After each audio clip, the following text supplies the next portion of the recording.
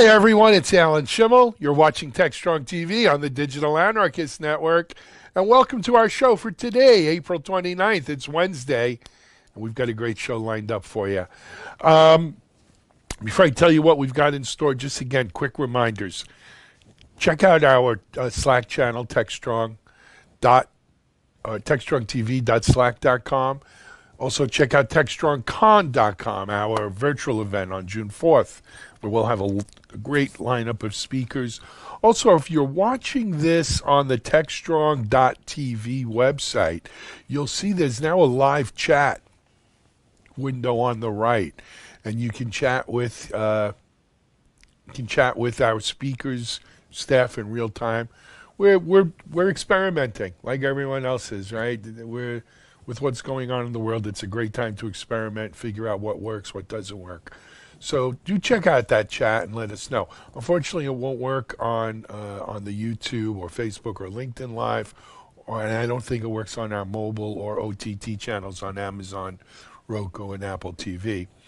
But of course, you can watch the show still on those. So look forward to that. Anyway, what do we have in store for today? We got some good stuff. I'm going to start off with an interview with my good friend Tracy Reagan, CEO, founder of Deploy Hub. Tracy, in addition to her Deploy Hub duties, was also just reelected as the general board member for the CDF, Continuous Delivery Foundation. After that, I've got another old friend, actually a very longtime friend of mine I'm going to be speaking with, Dave Link, CEO, founder of Science Logic. You know, David and I first met in 1997. Him and I were the first, his company that he was working for and a company I founded were the first acquisitions of a company that became known as Interliant. And Dave and I, along with Parker Yates, who's still with me here at MediaOps, Dave, Parker, and I were the three amigos running channel sales, direct sales, and business development at Interliant. We had a great time, early .com days. And Dave's been doing Science Logic, I think, since 2001 or so. And it's become quite a company. He'll tell us more. And then from the something old department, it's not that old, from a recent virtual event we did on DevSecOps, highlighting our RSA DevSecOps event, we have Patrick Dubois on behalf of SNCC, and he'll be doing, we'll be replaying his video or presentation from the DevSecOps virtual event and also from RSA, where he spoke about, yes, we're doing DevSecOps. So, and of course, Patrick, if you know, well, most of you know, I'm not going to bother telling you who Patrick is, but anyway, should be a good one on there. I highly recommend it.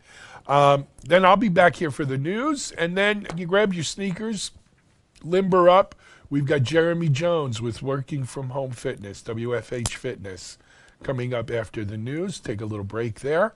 And then we'll throw things over to Charlene O'Hanlon, who has CEO of SourceGraph, Quinn Slack on. And I got to tell you, I met Quinn and became familiar with SourceGraph at one of the events we did last year. I love that company. I think it's a great tool for developers. And I'm sure he'll tell you more about it. Charlene has a great interview with him. And then Charlene also has another good interview with Jason Rader, National Director, Network and Cloud Security from Insight Enterprises. Should be pretty good. And then we'll throw things over to the Analyst Corner with Mitch, where Mitch has, as usual, two segments. One is his thoughts and commentary, and the other is a video that he's doing. And then I'll be back to wrap things up for Wednesday, April 29th. So we've got a great show lined up for you. We're going to take a quick break, and we'll be right back. Tech is strong. We may be working from home, but tech goes on. Tech will continue to collaborate. Tech will continue to communicate. Tech is strong. Join us for TechStrong Con, June 4th, 12 hours strong, Tech Strong. Featuring John Bacha-Galupe Willis, Shannon Leeks, William Hurley, Jasmine James, Kat Swatell, Cornelia Davis, James Wickett, Courtney Kistler, Damon Edwards. Live Q&A with speakers, exhibit halls, and more. Free, but register before spots fill at TechStrongCon.com. Hey everyone, Alan Schimmel, CEO, founder of MediaOps here. want to personally invite you to join us on June 4th for 12 hours strong of TechStrong. TechStrong Con is our conference that we're putting together. You know, the tech industry is so built, and it was such an integral piece of our existence and identity of going to so many conferences, communicating, collaborating, networking, seeing your friends in the industries, your peers. And you know, just because we can't get together in person anymore, we can certainly do it virtually. We've been doing virtual events at MediaOps for 2 years. We think we've got them down. It's, you know, it's a really immersive experience. But what I'm really excited about with TechStrong is, you know, my friend John Willis, my partner in Digital Anarchist, John's put together an amazing lineup of speakers. I think unlike any you've seen at a virtual DevOps, cloud native, DevSecOps, or cybersecurity related conference before. Check it out, techstrongcon.com. Registration, attendance is free, but space is limited. We hope to see you there. It's 12 hours all day, June 4th. TechStrongCon.com. Stay well, stay healthy, stay strong. TechStrong. Okay, back here in the studios. As I mentioned, our first guest today is the CEO founder of DeployHub. She is also the general board member for the CDF, Continuous Delivery Foundation, part of Linux Foundation. And she was just reelected to her second term, and rightfully so. She's well deserving. She does right. She is the voice of everyone on CDF. It's not, you know, her company isn't one of the sponsors who sort of not bought their seat, but have their seat because of their company. Tracy's really an advocate for the whole community. So I caught up with Tracy Reagan from her house out in New Mexico, and she's doing well, but here's what she has to say. This is Digital Anarchist. Hey everyone. Okay, thanks for joining us for this segment. I'm happy to have as my guest at this segment my friend Tracy Reagan. Tracy, of course, is the CEO founder of DeployHub, as well as a re-elected board member of the CD Foundation, CDF. Tracy, welcome to TechStrong TV. Thank you, Alan. So happy to be here.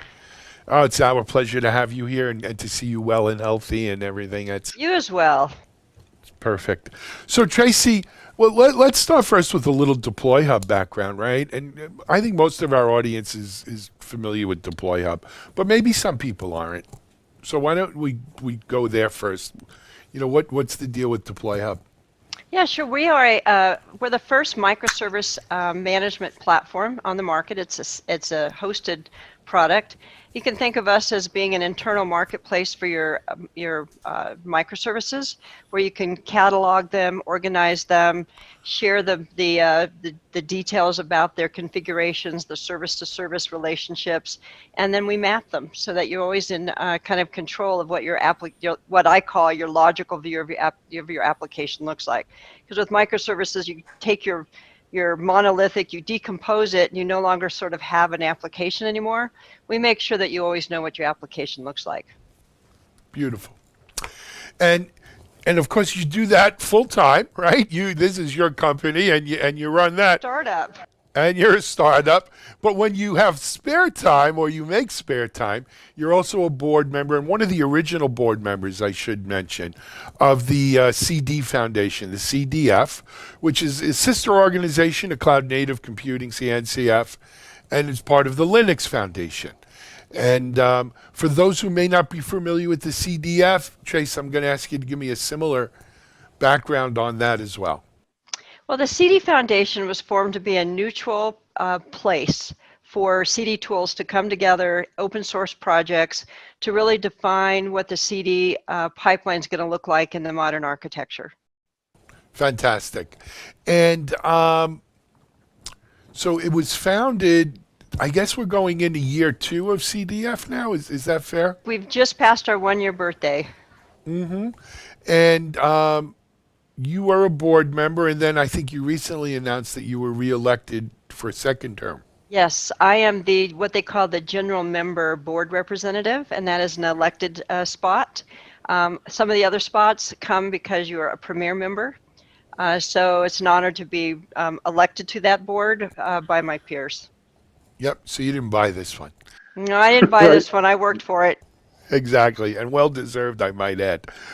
Tracy, let's talk about. So it is a foundation. So it's meant to, enhance the CD for the whole community. Yes, there are premier members who may be paying more to help, cover the operating costs, etc. But it really is. It's a not-for-profit foundation where, I mean, this is for the good of all, not for the good of just any one company. Absolutely. And so when you think about open source and some of these tools that have grown in huge numbers in terms of adoption, like Jenkins, what the Linux Foundation really offers at a kind of an umbrella level is the ability to do governing around these open source projects.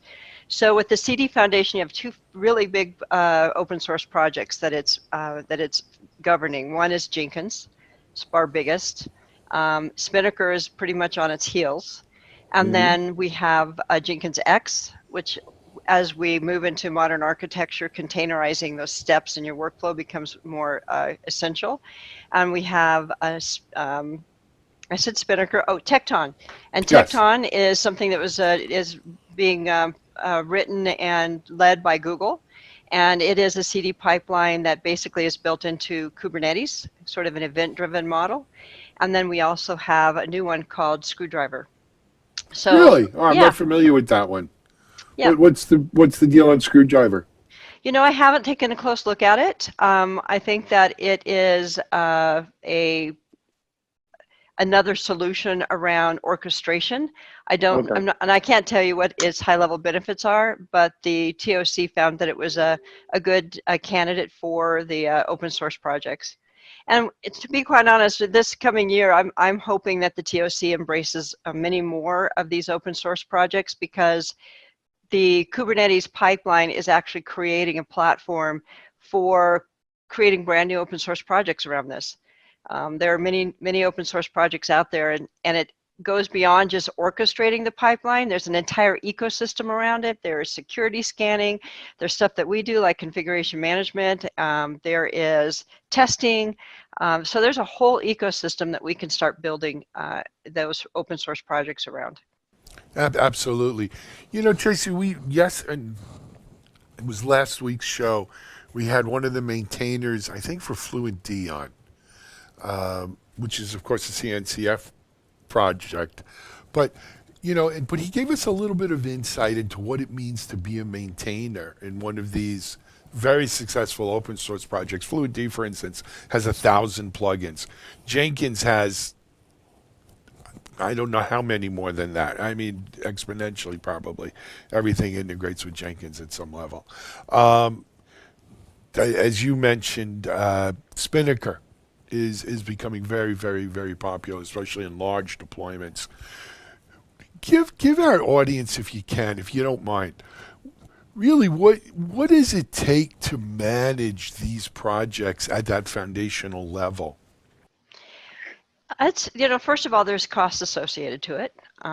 There is just in terms of like Jenkins, and Spinnaker, there's hosting costs, which is pretty big. There's the cost of managing the pro accounts for the meetups. There is the cost of outreach and putting together and really building the ecosystem in terms of the developer ecosystem. So it's a heavy lift. It is as much of a lift to do that as it is to do a startup. They're very similar, actually. What I'm doing for Deploy Hub often reflects what I need to help with on the CD Foundation side. Yeah, no, that makes sense. But the good part about the CD Foundation, because it's under the umbrella of the Linux Foundation, we have them to reach out to help with some organizational structure. But then there's quite a bit that we have to do on our own. So there's some work, and just the biggest challenge is just creating an environment for developers from different projects, like from Jenkins X and Spinnaker, to start talking and interoperability issues and solving that, because we need to solve it at the CD Foundation so the users don't have to. The best way to grow the adoption is to simplify as much as you can. And that's one of our strategic goals, is to really push that interoperability between these tools and other tools that will be entering the open source projects, which I'm really pushing them to adopt more open source projects for the CD Foundation that relate to the ecosystem around orchestration. Great. So, it's part of managing a foundation that has whatever it is now, 5, 6 different open source projects. Does every board member get involved in every project, or are certain board members kind of specialized or focused on particular projects? How do you make sure that every project gets its due, its fair share of love there? That's a constant struggle for us, I have to say. But there are board members who come. So, for example, Netflix, who created Spinnaker, they're on the board. Google, who's the creator of Tecton, they're on the board. CloudBees, who are the creators of Jenkins, is on the board.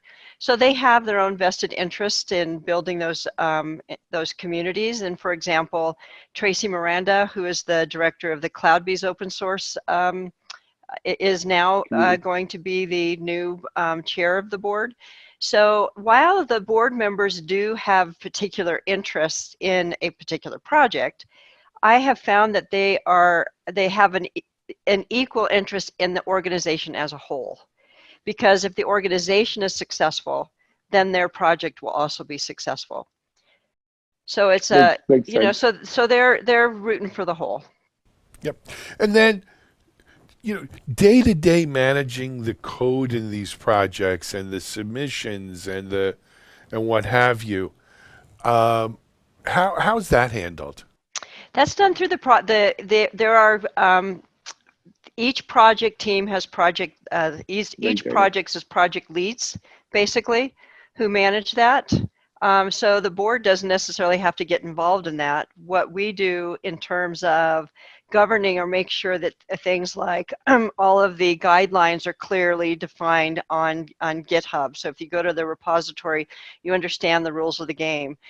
So we democratize it as much as possible so everybody understands, how they play. And then the board does some other things, like in the outreach world, who can submit blogs, pushing webinars for different projects and different members, doing, adding press releases to newsletters. We have an ambassador program. Jackie Salinas, the director of ecosystem, has spent a lot of time building up an ambassador program, and those ambassadors represent all the projects. So they may be a specialist in Jenkins X, or they may be a specialist in Spinnaker. Got it. All right, Trace, if you don't mind, I'm going to pivot here and let's talk Deploy Hub a little bit. So sure. Everyone's working from home. We've got the quarantine, everything going on. What has this meant in terms of for Deploy Hub? Well, we have been pretty busy over the course of the last year, getting Deploy Hub up and running in a SaaS model, getting adoption, building out a few of our first enterprise customers. And initially we saw people kind of asking for demos and whatnot, and then it started slowing down. It was almost like they were at home. They didn't know really how to manage themselves, so they were just doing some research. So right now we're taking advantage of the quiet time and doing a big redesign of our front end. So we have a pretty major release that will come out probably end of May, just about the time the rest of us will be coming out. Hopefully, yes. Yes. So we've done that. We have shifted, though, in terms of our meetup and our outreaches. We used to do local meetups for the CD Foundation, and we're not doing that. We're doing now online webinars for the CD Foundation, and we still call it a New Mexico meetup, but it's hosted online. Mm-hmm. And in a weird way, I think that'll work out for the best, because it causes you to say, I can reach out to anyone now. I don't have to just reach out to my local community, and so it'll broaden our exposure that we're actually doing technology in the state of New Mexico, which is good at the end of the day for Deploy Hub as well. And I think that the CD Foundation has gone through, or the Linux Foundation is going through a, sort of a come to Jesus moment as well. They have some pretty big shows, and they're working pretty hard to shift and pivot to be able to host those virtually over the next, I think, 12 months. I agree. I think really, at least into next year, I don't know what the future, if people are going to be keen to go into shows where there's 10,000 plus people, and that's Not until there's a vaccine. Yeah, I agree with you, JC. That's where that is. But the good news is there's positive. Go ahead. The one thing I have noticed, though, is that when a company has had to shift, now we are pretty much remote. Right. We've always worked remote. And we know how to do decision making over Zoom. Mm-hmm. We've gotten good at it. But I have found that other companies who are used to collecting themselves in a conference room and doing decision making tend to have a problem shifting that, and I don't know why, shifting that to home to a remote. No, it's beyond just that decision. Companies that I think had adopted sort of DevOps, agile, cloud native kind of technologies, I think have found a much easier transition here. Companies that didn't are having a harder time. But here's the thing. If you didn't do it before, you're kind of stuck with what you're stuck with, right? Exactly. And you're going to have to muddle through. But soon as you can, you'd be silly not to now go cloud native, adopt these kinds of agile DevOps kinds of ways of looking at stuff. So, you are positioned to be more nimble. And if you think about how we have, here we're on a Zoom meeting, and how many thousands of people are on a Zoom meeting at this moment. Mm-hmm. Some of these tools that we're using that are built on a more cloud native platform are having a lot easier time of scaling than ones that aren't. And this is going to be a lesson for a lot of people. Well, it's the internet in general. Look, this thing was built to withstand a nuclear war, right? Right. Maybe not a pandemic, but it's held up. Knock wood, right? It's held up marvelously considering the load on it and everything else. So, thankful for small things. But look, with every kind of tumult, with every kind of storm, there are lessons learned, there are winners, there are losers. I think some of the winners here will be companies who are cloud native, who are nimble, agile, DevOps, whatever you want to call it. And we'll see that happening. Anyway, though, Tracy, we're about out of time. I gotta pull the plug on this one. Congratulations on your re-election to the board. It means something to be voted by your peers. Thank you. Number one. Yep. Number two, keep up the great work at Deploy Hub. Right. Will do. And keep growing it. Number three, and more importantly, stay safe for you and your family. And I hope one day to see you again at a show in person soon. Yes. Remember, I was going to come see you in Florida this year, and that got nixed. I'm so sorry for that. We'll be here. We'll still welcome you. Well, they opened the beaches here, but let's not even go there. Oh, I might get on a plane. No, that's okay. I wouldn't want you to. Actually, the beaches at our house, they won't be open anytime soon. We're in southern Florida. It's kind of a different vibe. Anyway, Tracy Reagan, CEO Deploy Hub, General Board Member, CDF. Thanks for being our guest on TechStrong TV. Take care. Thank you for having me. Okay, this is Alan Schimmel. We'll be back with our next guest in a minute.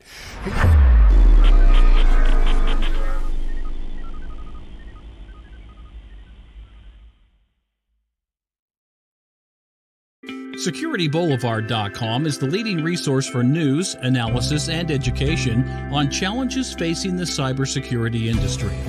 SecurityBoulevard.com covers all aspects of cybersecurity, including data security, DevSecOps, cloud security, application security, network security, security threats, and more. SecurityBoulevard.com has the largest selection of security content, featuring breaking news, blog posts, podcasts, and more. Visit www.securityboulevard.com to learn more. SecurityBoulevard.com, home of Security Bloggers Network. Back here in the studio. As I mentioned at the beginning of the show, I first met Dave Link, CEO of Science Logic, back in 1997. I had co-founded a company called TriStar Web, an early web hosting company. And we were in the process of being acquired in a roll-up. At the time it was called Sage Networks. It then went on to become Interliant. And we were the second acquisition. The first acquisition was a small company that was doing some IBM-related work out of Northern Virginia. And the manager of that company was a fellow named Dave Link. They bought that company the week before they bought my TriStar Web company. And Dave and I stayed with what became Interliant all the way through 2001. And that involved 30 more acquisitions in about 36 months. IPO. We rode that whole .com bubble up and then unfortunately back down. Actually, it was Dave. Dave was the, eventually became VP of channel sales. And Parker Yates, who works with me now at Media Ops still, was VP of direct sales, and I was VP of biz dev. And the three of us were kind of the three amigos. We had some great times during the .com days, and I got to know Dave very well. After Interliant, Dave went off and founded a company called Science Logic, based upon a lot of what we saw and learned and realized needed to be done at Interliant. And Dave has been there now 16 years plus and has built Science Logic into quite a powerhouse. So it's always good to catch up with Dave. Link had a chance to speak with Dave and find out what's new at Science Logic. And here's our conversation. This is Digital Anarchist. Hey everyone, thanks for joining us here for our next segment on TechStrong TV. My guest for this segment is I was going to say an old friend, but he's not old. He's just a friend that I know for a very long time. None other than Mr. David Link. He's CEO, founder of Science Logic. Dave, welcome. Thank you, Alan. Great to be here. It's a pleasure to have you here. I was telling you off camera, I gave you the big lead, and you and I know each other, Dave. I guess it's late '97 because I think I sold my company to Sage Networks. It was February of '98, so it was probably right then, and it was a flashpoint for the next part of your professional journey. It was. Well, the flashpoint, Dave, was working with you and Parker, and of course Rick Rose. I don't know if Rick's probably not watching this, but man, what a time those days were, weren't they, Dave? It was the .com boom, and it was a boom. It was a boom.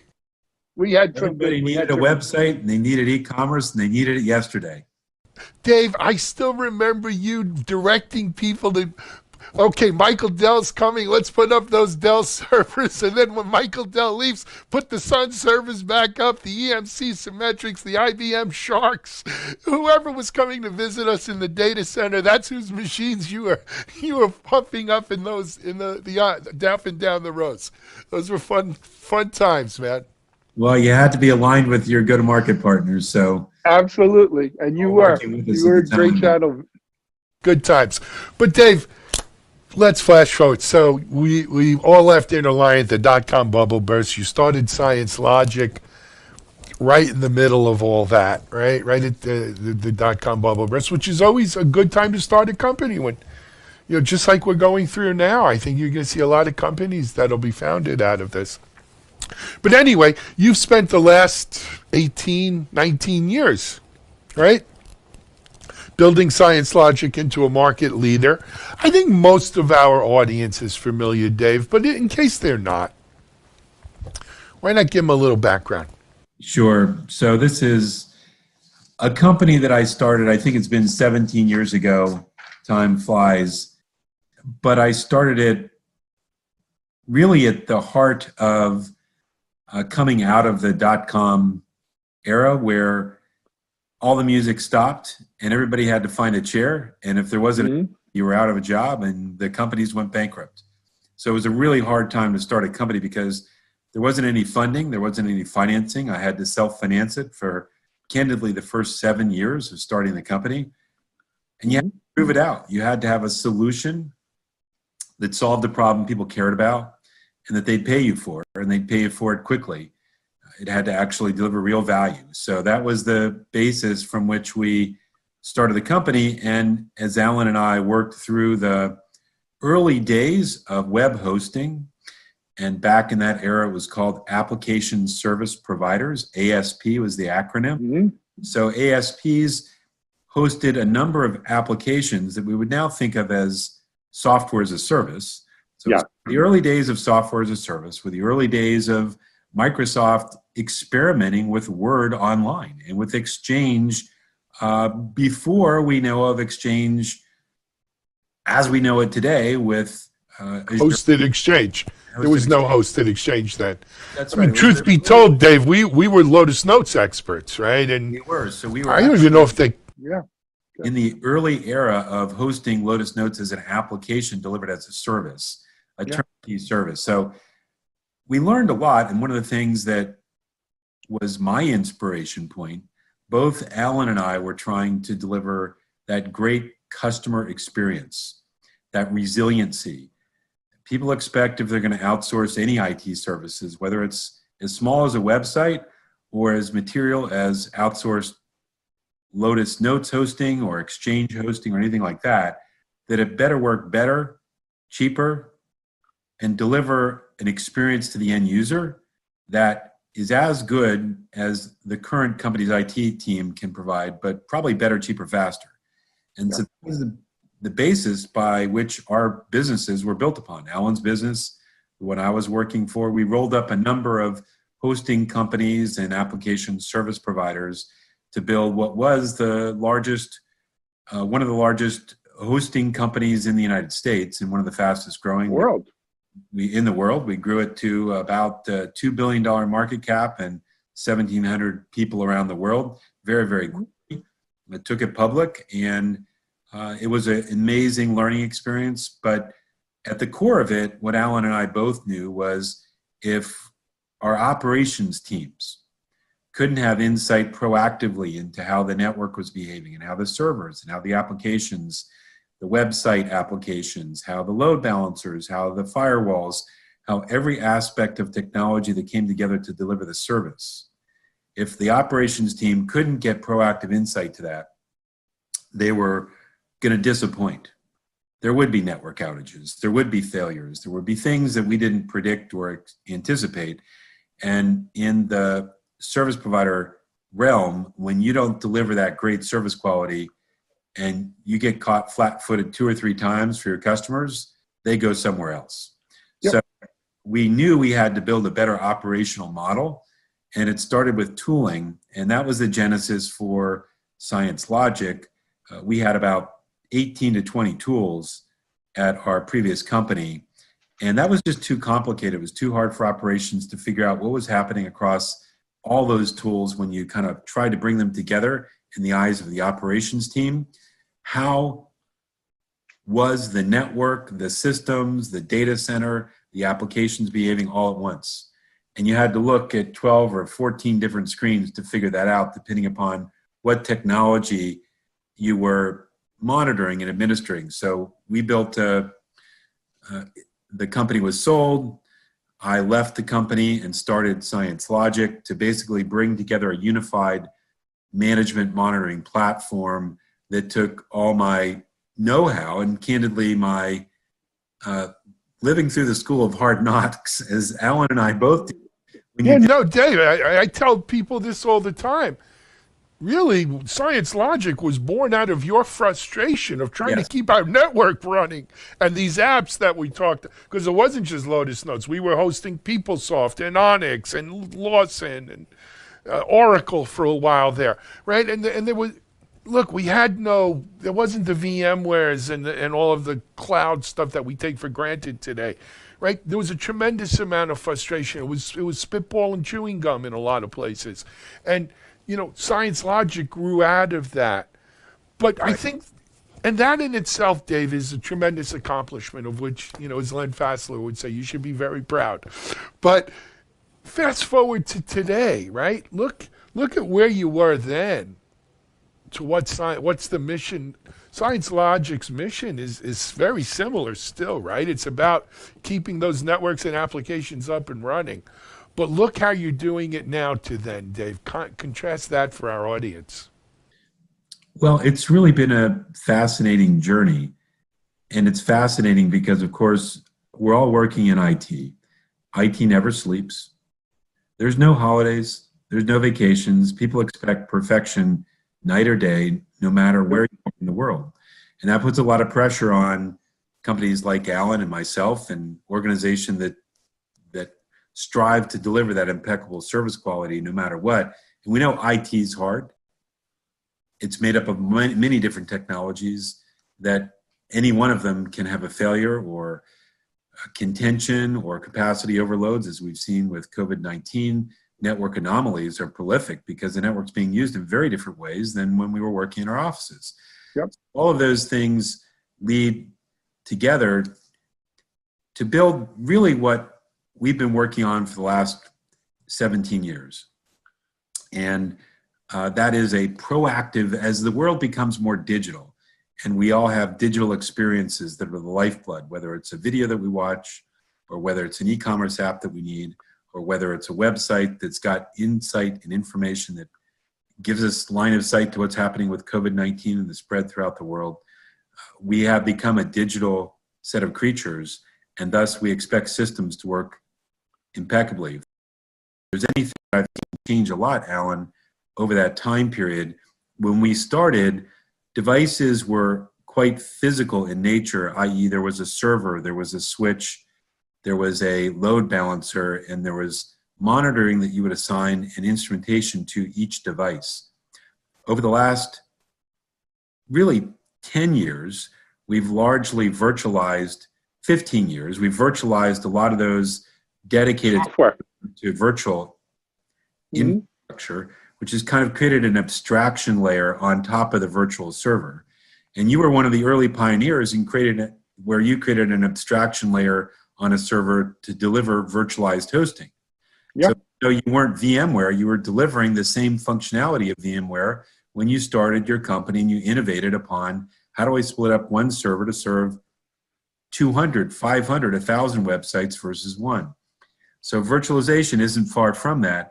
But I'd say if we look now over the last 10 years at the application layer, it was largely a Java-driven application programming language. And we saw the rise of APM tools, application performance management tools, that inserted an agent to figure out what was happening in the Java virtual machine because it was complex. Developers needed to understand where the problem was. And was it infrastructure? Was it application? Was it too many users? Where is the problem? We've now seen with the rise of public cloud, and you've been a prolific supporter of the DevOps and SecOps growth. As you migrate applications to the cloud, you really have to change them and compartmentalize them into containers so that they can scale horizontally, rather than when we started our careers, you were scaling applications vertically. You just put more horsepower on the machine. Right. Memory, faster disk. Well, that only takes you so far. Eventually you have breakage on what that machine can do. So you have to grow horizontally. And not all applications were built to run that way. So over the next 10 years, we're going to see most of these really big applications that were based on a Java machine, Java virtual machine world, be broken up into containerized applications where we can spin up more and more containers to run the process that we want to scale out. And then we can run it cost effectively in the public cloud. Well, that creates yet another abstraction layer on top of the virtual machine with a container. So now you think we're back to 2 layers of abstraction. The same thing's happening in network. Alan was a prolific networking expert in his day. And interestingly, you went from where we were, which was frame relay, to MPLS, now to SD-WAN, which is another abstraction layer on top of MPLS. So all of these technologies are getting abstracted, but you still have to manage and instrument them as though they're like a unique device. And that's what makes our product unique, that we've been through all these interesting innovation cycles. Most of our customers still have one foot connected in the legacy data center, which is highly virtualized, but some dedicated machines. They also have another foot in public cloud with a cloud first mentality. And so they got to manage both of those through one system. And that's what our product is particularly good at. Well, you know, Dave, it's also the nature of the beast. Change is constant in technology. I think everyone recognizes that. But what sometimes people forget is they think just because we have this shiny new toy over here, somehow this became obsolete, and not only obsolete, but we threw it away. We never throw anything away. We just build one on top of the other in a very usually organic kind of just layered, like looking at Stroud, like we're geologists, right? And good analogy. But so you look at the average large enterprise, right? And you can almost see the layers built on top of each other, you know, right? From the data center and the hardware to the virtualized, to the container, to the public, to the serverless, and whatever else comes next. Yeah, so what we wanted to do, Alan, was what you and I had dreamed of at the very beginning. We wanted to simplify the lens for what's happening in IT and the services we deliver across all those layers. Yeah. And we didn't want to have 50 tools do it and try to stitch all those together with a Miracle Whip coding level that synthesized data into an unmanageable hub. Every time one of those products gets updated, it breaks the connective tissue, so you can't really see what's going on. So we essentially built a model to pull all these disparate data streams into one big analytics tool so that we could see in context how they were all relating together. And that's what I have come to find with our biggest customers around the world. They use us to understand all the layers across multi-cloud, public cloud, private cloud, the network layer, the voice layer, the video layer, all these different services that you end up delivering in the day in the life that IT has to make sure works to the end user's expectations. That is the challenge that we're solving with our product. Got it. So Dave, we only got a few minutes left. How's this COVID-19 thing affecting business? It's hard. I must tell you that you and I have lived through some tough times in our life. And I would say, you know, my heart goes out to anybody who's had family and friends affected by this terrible disease. It's taken the world in a way unlike we've ever seen in our lives. We've been through 9/11. We were through the crash of in the 80s of the stock market. We've been through the dot-com crash. We were through the last financial Great Depression, which was like financially engineered versus other engineering. And then this, we're working in the biggest, greatest booming economy in the globe perhaps has ever seen 3 months ago, to perhaps one of the biggest drops of GDP growth, unemployment claims that the world's ever seen in the shortest period of time. So the future is unbelievably cloudy. I was mentioning to my colleagues on an all hands on Friday, it seems like I'm driving the car. I'm in an incredibly thick fog. I can't really see what's in front of me. Am I going to hit a tractor trailer? And am I going to blow through a stop sign? What is happening next? It's getting a little thinned out right now, but I can't tell if customers are going to be in a position where they'll continue buying, if the buying cycle will continue or it'll fall off a cliff, if people will pay on time or have the ability to pay on time.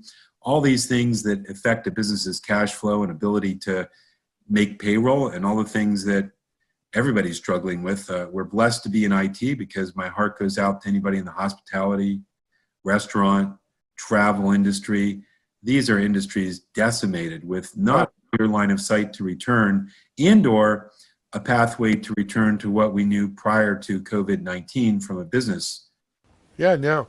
I mean, Dave, I tell people, look, the governments, governors, presidents, I don't care. They could say whatever they want. We are an economy built on consumer confidence. And until consumers are confident that they can go to a restaurant without the danger of contracting this disease, or, do things in a group setting. You're right. It's a blind man in a round room looking for a corner. There is none, right? And it's a hard thing. My heart does go out to them. We are blessed in tech. I'm here. I told you off camera. I do these interviews because it keeps me connected. I think the 6,000-7,000 people a day we have watch this because it helps keep them connected with the industry. And we so thank you for doing it, because if there's anything that I've learned, that this self-isolation, even though we have Slack and Teams and WebEx and all the tools that we use, the company's been very fortunate to maintain. I've been blown away by the ingenuity and adaptability of our team to work remotely without really missing too much what would seem to be a productivity hit. The company is doing very well. We're again in a very fortunate position to say that. But one of the things that I'll tell you, Alan, that I'm stunned by is just how much resiliency. Yeah, that's a good word. They do. People put their head down. They're doing what they got to do here, and it's important. Right. Yeah. Dave, I got to hang up. Unfortunately, we have our next guest in the green room coming on. But hey, man, it's a pleasure to see you, my friend. Stay well and stay healthy. When this is over, we'll do it in person. I keep threatening to come to Virginia and visit you, and I will. I promise. We'd love to do that, and love to help all your DevOps customers with our solution when the time is right. But thanks for all you do for the community, Alan. Thank you, Dave. Hey, be well. Say hello. David Link, CEO, founder, Science Logic, here on TechStrong TV. We'll be right back with our next guest.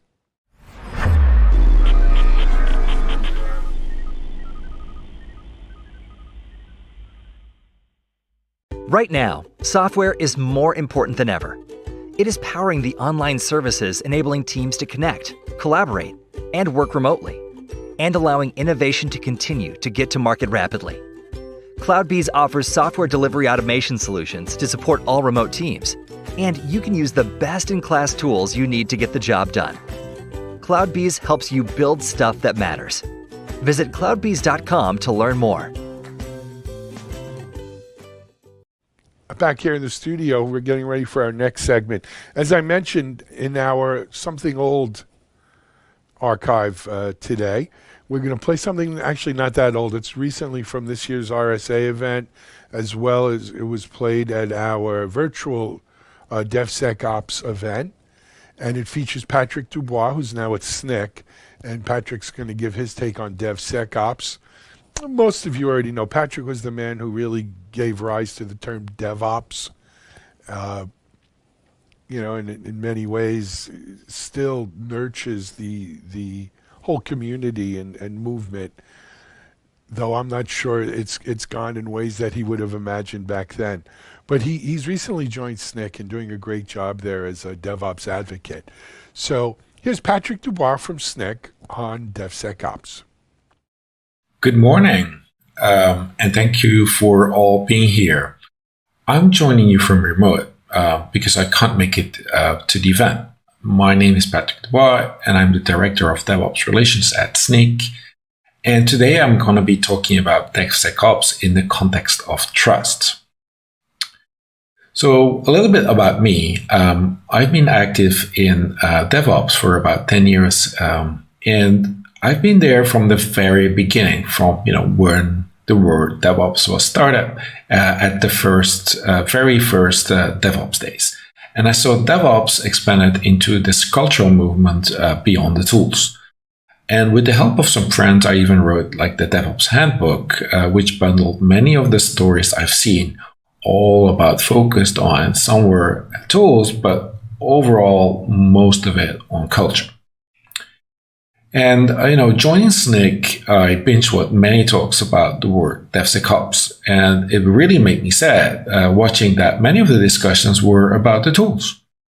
And so do we really need all these tools to, do DevSecOps or to understand DevSecOps? And believe me, I'm not here as a tools vendor, but you do have to believe me that it's not about the tools. So this slide will be the last tool slide. I'm sorry for those. You can still leave the room. I won't even see you, so don't worry about it. And I believe, beyond the tools, that we have a bigger issue at hand, which is about trust. 10 years ago, security was already on mind of people during DevOps, but it took us a while as the industry to mature. And now, recently, the bottleneck has moved not between Dev and Ops, but to security. And so, they're late to the party, but, there's still a party going on. So don't worry about it too much. But we need to get better at learning this trusting. Because, this is how I thought about security in the last decade. It's basically security 101 is about like trust no one. And what's the same thing happened in ops. Like nobody was trusting ops. They couldn't do their job. If some people remember the comic Bastard Operator from Hell, it was about an unreliable person not to be trusted. That's how Shadow IT got born. People went to the cloud just to evade their people. And, things with security is happening the same. They're looking at creative ways just to go around like company policies. So in this slide, I started talking to many of the security folks. And whenever I would bring up the trust issue, they said, yeah, it's all this good. It's all good, but it is trust and verify. So we need to verify. And I do want to believe in their good intentions. And I'm not saying this is about policing the dev and the ops. And I'm hoping there is a better way of working and collaborating than we used to do before of saying no. While exploring ideas around DevOps, I came across the research that Mark Burkis did around promise theory. And it is an interesting model to reason about technology, about the system we're working in, because, a lot of DevOps is about system thinking. And, the collaboration is something that is very embedded into promise theory. So everybody in the system is an agent, and we make promises to other people in the agent, in the system. And promises should be verifiable. But the guarantee is not there that it will be that outcome, and that's pretty much like ops learned that it wasn't about building these perfect architectures that could never fail, but we learned to live with things that fail. We learn to live about security that's not perfect, and to be more about being resilient and making sure that we can deal with the things that we didn't anticipate. So another part that Mark pointed out is that, it's easy when you have evidence that something is not secure. Like if we know there's a bug, we know, there's an attack vector, then it's easy. We know it's not secure, or in which circumstances it's not secure. But you don't always have that evidence. And then it becomes a little bit gray. Like if you don't know if it's secure or you have no evidence, is it secure or isn't it? You can't really tell. And that's many of the situations that we're having right now. And we don't need to fool ourselves. The fact that the CI pipeline detects a lot of stuff, that is a good thing, but it doesn't really make us feel perfectly secure. It builds upon the confidence with that we don't find issues, but we're not sure there aren't any issues. So trust goes beyond that. If we want to trust the system, we have to deal with it in a different way. In this presentation that John Osborne did at Monitorama, he did like an interesting thought experiment. He asked the audience about imagine the systems are not changing and you don't change any of the systems. How long will it run fine? Will it run for a day, for 2 days, for 5 days if you don't touch them? Many people start getting uneasy after a couple of days, and it is not unusual because part of what makes the system work is the human. And the humans are part of the system we work with the tools. So we need to be conscious about that. It's not only a tool solution, but part of the system is also dealing with the humans. And on a related note, John Willis showed in his presentation that, which environment do you think can respond the best to unknowns? Is it a system that is perfectly structured or very deeply structured? Or is it the one that has many degrees of freedom where the humans can decide? Obviously, it's somewhere in the middle, but it isn't the perfect and hard controlled thing that we want to have. There has to be a way to have the humans to make decisions or things that are harder to decide. And another example of how we are dealing all the time with humans is actually the pipeline or the flow itself. A lot of people think it's about getting the software moving, but it's actually about the humans talking around the process. They decide things, they verify things, they look at things, they triage things. So in reality, there is a mixture between tools and having humans at work. And, I hear somebody at the back, even I'm not here, I can just so hear it, like, trust no one. I will still trust no one. This is not something we want to do. And, we can even have separation of duties, going at DevOps speed. It's all about being more transparent about the things you do and to utilize the human factor if the tools can't solve it. And I know that sounds scary, but you gotta believe that humans are part of the solution to deal with issues. So what we are basically doing is building a team. We're building a team across DevSec and Ops. And part of being a good team is having a good fundamental trust. And we're so focused on gaming the results on the upper end, the results with tools, like can we fix it? But what we are not doing is building the trust between the teams. And that's what makes it team last. And, not trusting people is really costly. We have meeting after meeting after meeting to ask permissions to decide things together. Sometimes it is very costly to do that.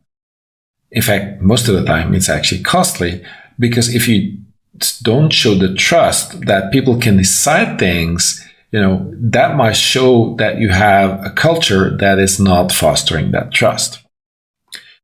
Looking around for a model on trust, I came across this book, The Thin Book of Trust, and it revolves around 3 parts. Sincerity. Do you walk the walk? Do you walk the talk? Are you reliable? Reliability. Can people depend on you? Are you competent? Competence. Are you competent to do your job? And do you really care? You can be sincere, reliable, and competent, but not care. And people will see that, and they might just not trust you, even though you have all the 3 other components. And while listening to the security folks, it was really interesting once you got beyond their tools discussion, what they want. And basically, it fitted the model perfectly. They wanted to be considered during sprint planning. So just be there on the backlog as something to do. They wanted to make sure that they were on the mind all the time, every feature. So they wanted to have this reliability of the developer thinking about that all the time. They wanted to be the developer more competent. So the developer had to learn more security practices.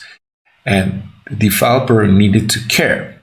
And that's easy to say because, security is security's job all the time. So why would the others care? And that's what made it a little bit harder. So what a developer wants from security is they want to know that they're sincere. And you become sincere by understanding that there's more things and priorities than just security, and that there's a balance you have to find on the backlog. You also want to be there when they're having issues or when the stories are reviewed. And, part of not being there doesn't make you a reliable person because you're not there. And they want to become more competent, the developers, but they want somebody else also to teach them and to explain this technical security issue to them that they didn't know existed.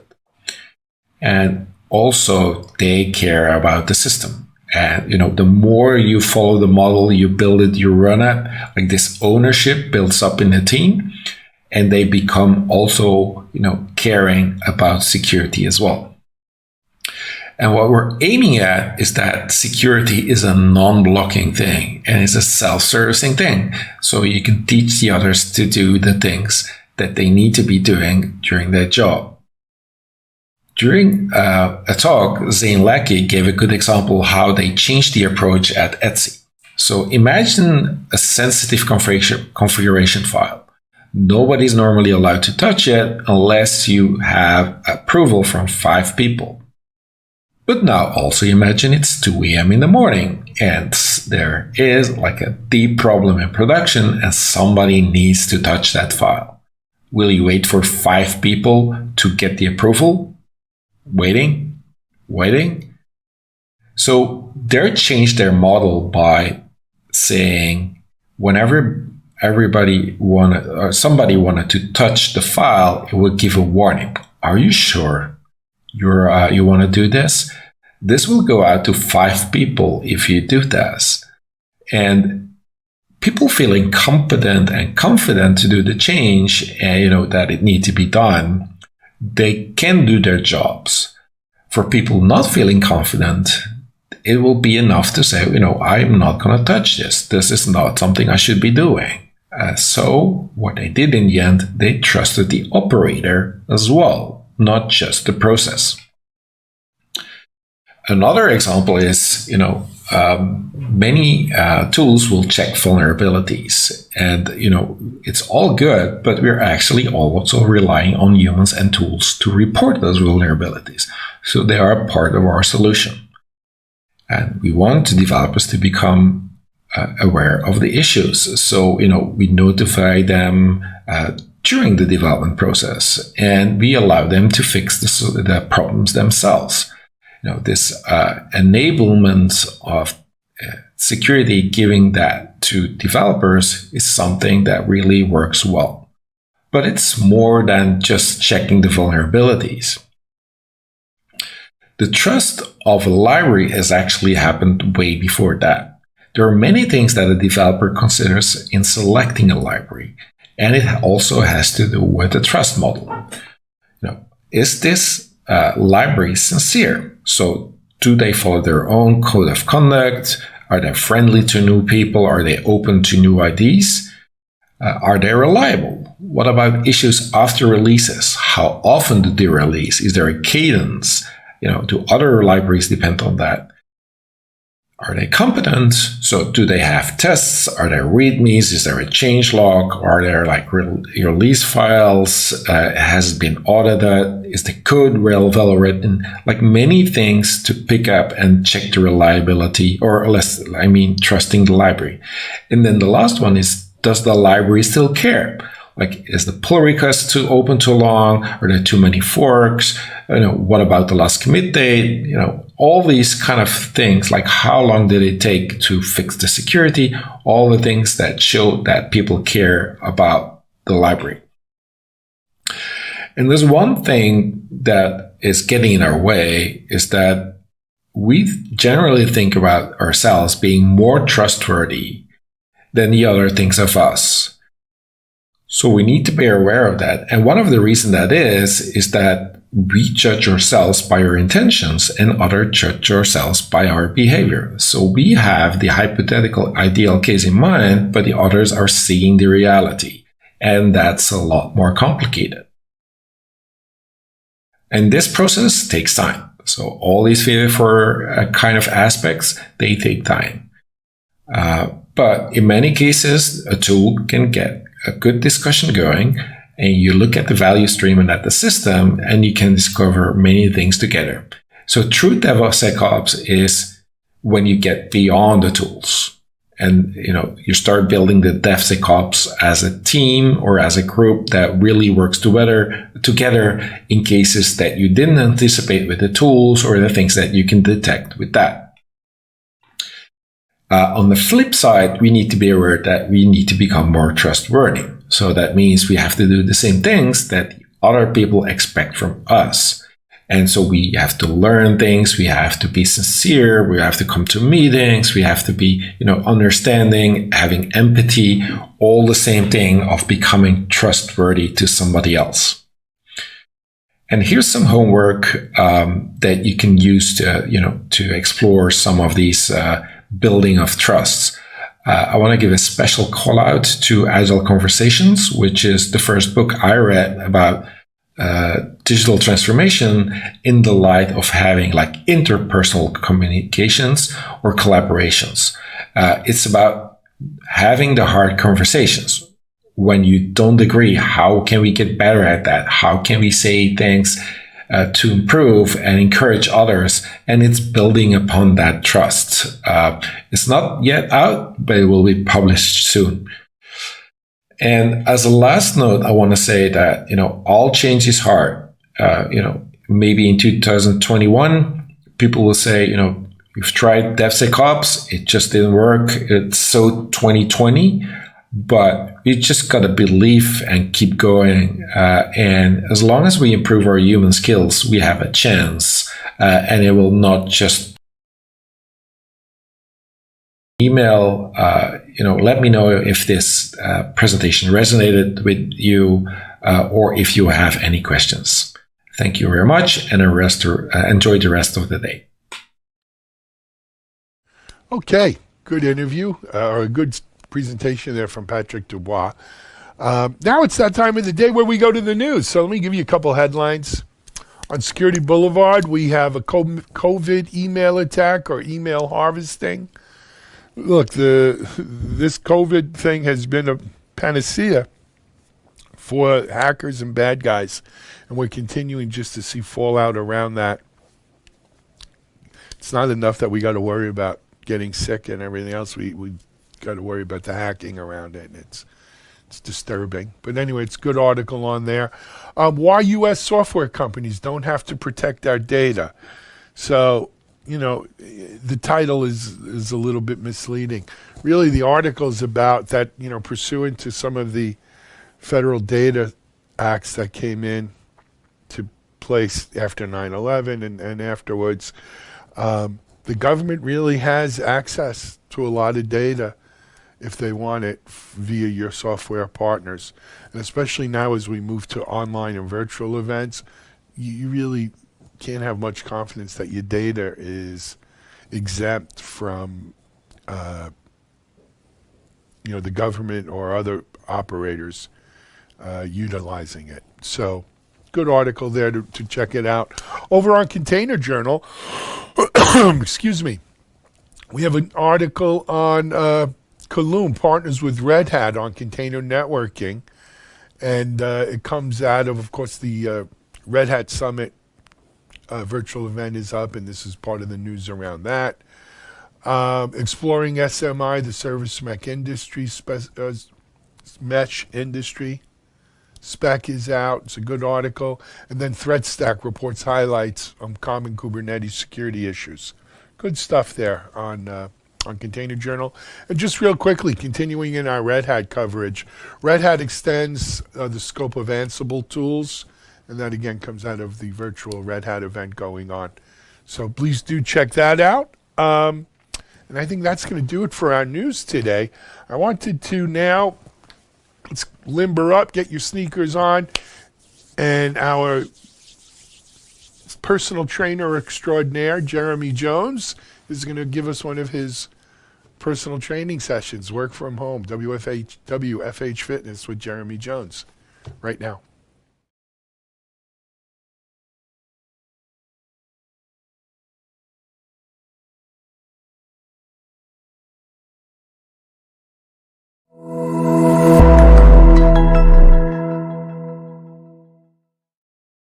Hey guys, Jeremy here, back again with another work from home exercise brought to you by MediaOps. So guys, if you haven't checked out this series, you can find that on TechStrong TV.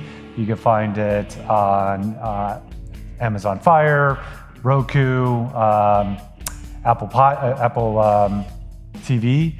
Almost forgot that one. But so what we're doing is we're taking everyday exercises that you could do with things simply found around the house, right? So, gyms are closed and we're not able to get out to work out as much as we want. So these are going to be designed whether you're a beginner, intermediate, or a little bit more advanced. So what we're going to do first, go through a warm-up. We're going to do about 20 to 30 seconds of bodyweight squats. We'll go through hamstring stretches, arm circles, alternating toe touches, and knee grabs. So let's get into our warm-up. All right, guys, so getting warmed up, we're gonna start it out 20, 30 seconds. We're gonna keep our weight back on our heels. We're doing body weight squats. I'm gonna try to start out, not going quite as low, go a little bit slower. And then as I progress, I'm gonna try to get a little bit deeper into that squat. Everybody's got their own range of motion, so if you can't quite make it down as far as I am, that's okay. If you can make it down even further than me, even better. So make sure you're pushing those hips back, butt goes back, keep your weight on your back heels. We're gonna go for another 3, 2, last one, and going right into our hamstring stretching. So I'm gonna start out on my right side, keep that leg straight, reach down, try to touch your toes. Gotta keep that leg straight. We're gonna just alternate each side. Good. I'm gonna try to hit each side at least 10 times. Get those hamstrings nice and warmed up. Good, let's go. 2 more each side. Good, last one. And I'm trying to get a little bit deeper into these stretches each time I go through. All right, next up, we're gonna go arm circles. We're gonna start out small. Nice, small circles. Good, now we're gonna reverse it. Get those shoulders nice and loose, warm up that upper body.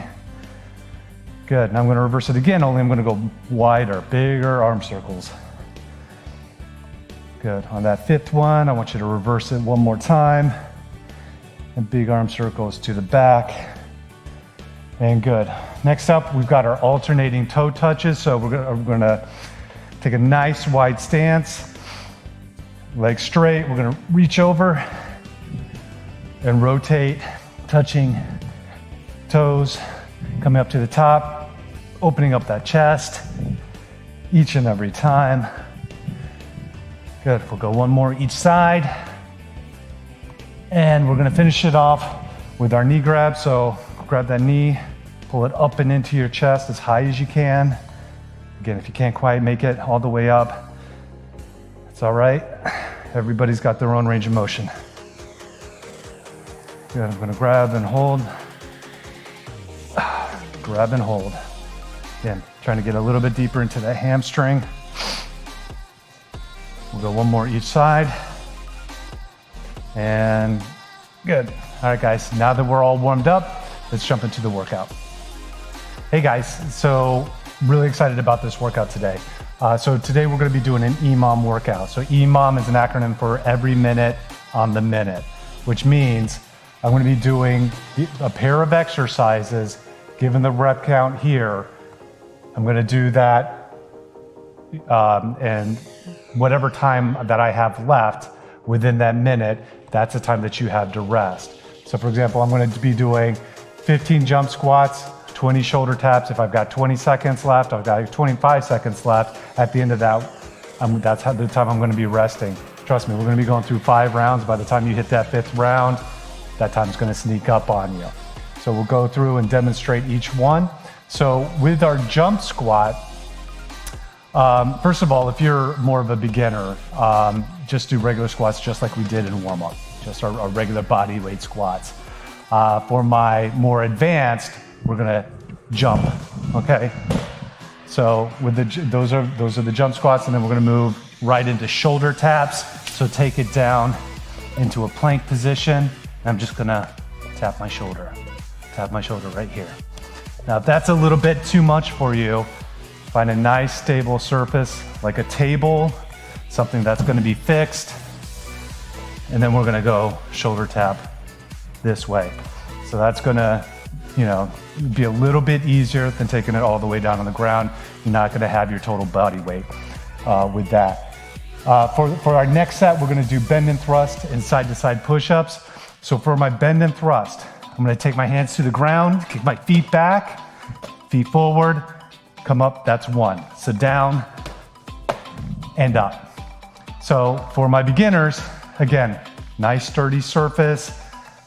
I'm going to do the same thing, kick my feet out, come up, out, and up. After my bend and thrust, I'm going to go side to side push-up. So in push-up position, so hands mid-chest. We're going to go a little bit wider. I'm going to lean to the right, take it down, over to the left, and over. So for my beginners, if you can't make it all the way down to the ground, not a problem. Take it down maybe half to a quarter of the way down and just shift from side to side. Last but not least, we've got our knee-ins and our lunges. So for my knee-ins, I'm back down on the ground in plank position, and I'm gonna bring my knees in and out. Knees in and out. Okay, for my beginners, I'm gonna start it out one knee at a time. One knee at a time. So that's gonna count as one each time. Then I'm gonna go into my lunges. So I'm gonna keep it on the same leg, right? I'm gonna do 10 on one side, and I'm gonna do 10 on the other side. All right, guys, let's walk through one round, and I'll show you what it looks like. All right, guys, so for this exercise, it's gonna be timed. So what I'm gonna do is I'm gonna open up my phone, and I'm gonna move it to stopwatch. And whenever I'm ready, I'm just gonna hit start, set it down on the floor, so I've got my timer. But what I'm gonna do today, because I do have my watch, I'm just gonna do the timer on my watch, which makes it a little bit easier for me. So I'm gonna get into position. So again, we're gonna do jump squats and shoulder taps. 15 jump squats, 20 shoulder taps. When I'm done with that, I've got a minute to finish those and then rest. And we're gonna start in 3, 2, 1, and 15 jump squats. Remember, if you can't do the jump squats, you're not quite there yet, it's all right, just do your body weight squats. Good. 9, here's 10, 5 more. Make sure you're landing soft, not hard on the ground. Try to land on the balls of your feet. 1 more. Good, now taking it down into my shoulder taps. I'm gonna go 1,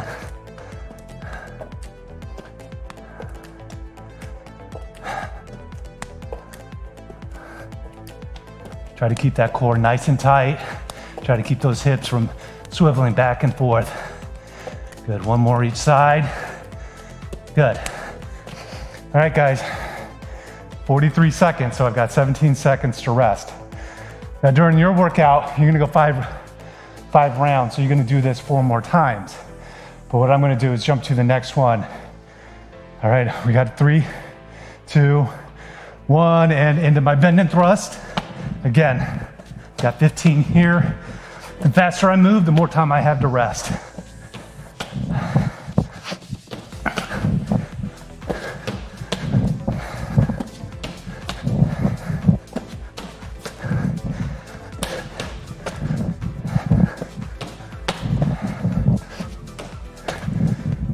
Good, I've got 2 more. If you need to take a little pause, catch your breath in between, check your time. Then moving on to side push-ups. Good, get a little bit wider with my base.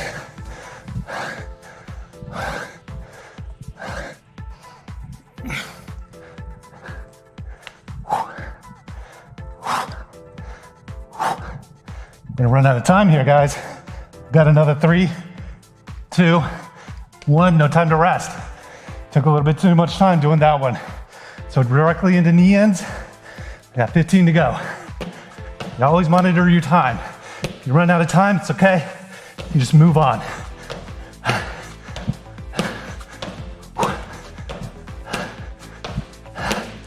Two more. Good. And I'm gonna bring it up into my lunges. I'm gonna keep it same side. You can tell, I'm already breathing hard.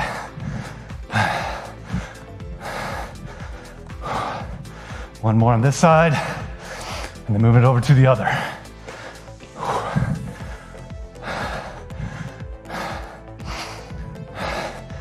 Gotta hurry, 10 seconds left. Last one, and that's time. All right, guys, as you can see, doesn't leave you a lot of time, but it's an excellent workout. If you need to adjust the numbers just a little bit, that's all right, but 15 to 20, 15 on the first exercise, 20 on the second, 5 rounds. All right, guys, thanks again for watching. Stay safe, and I hope you're all taking care of each other. Bye.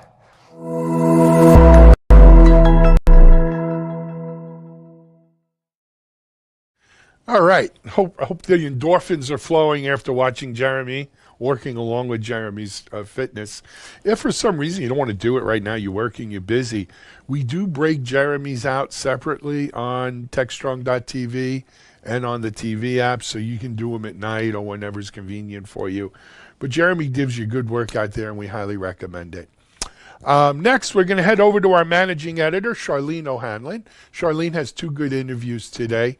One I mentioned is with Quinn Slack, CEO of SourceGraph.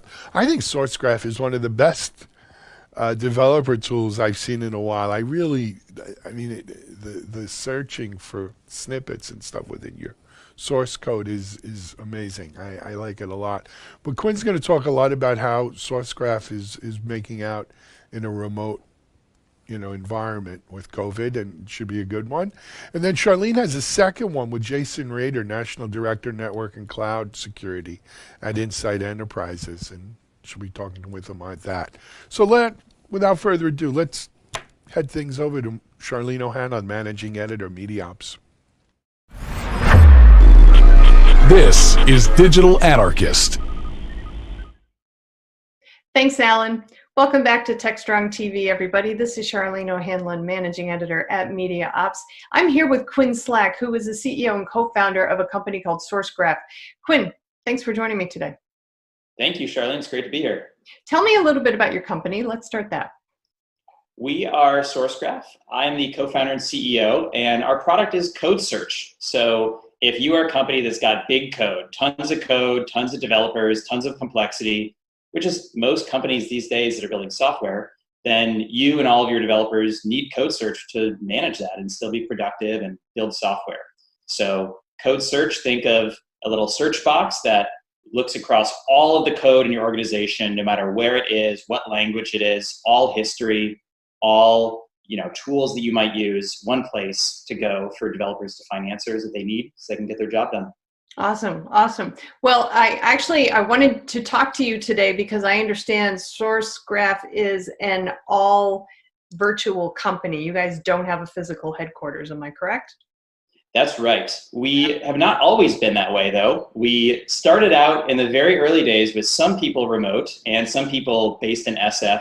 And coincidentally, unrelated to COVID-19, we decided to go all remote in January. We gave up our office in February. So we got a little bit of a preview of this transition that a lot of companies are going through, not having chosen to now.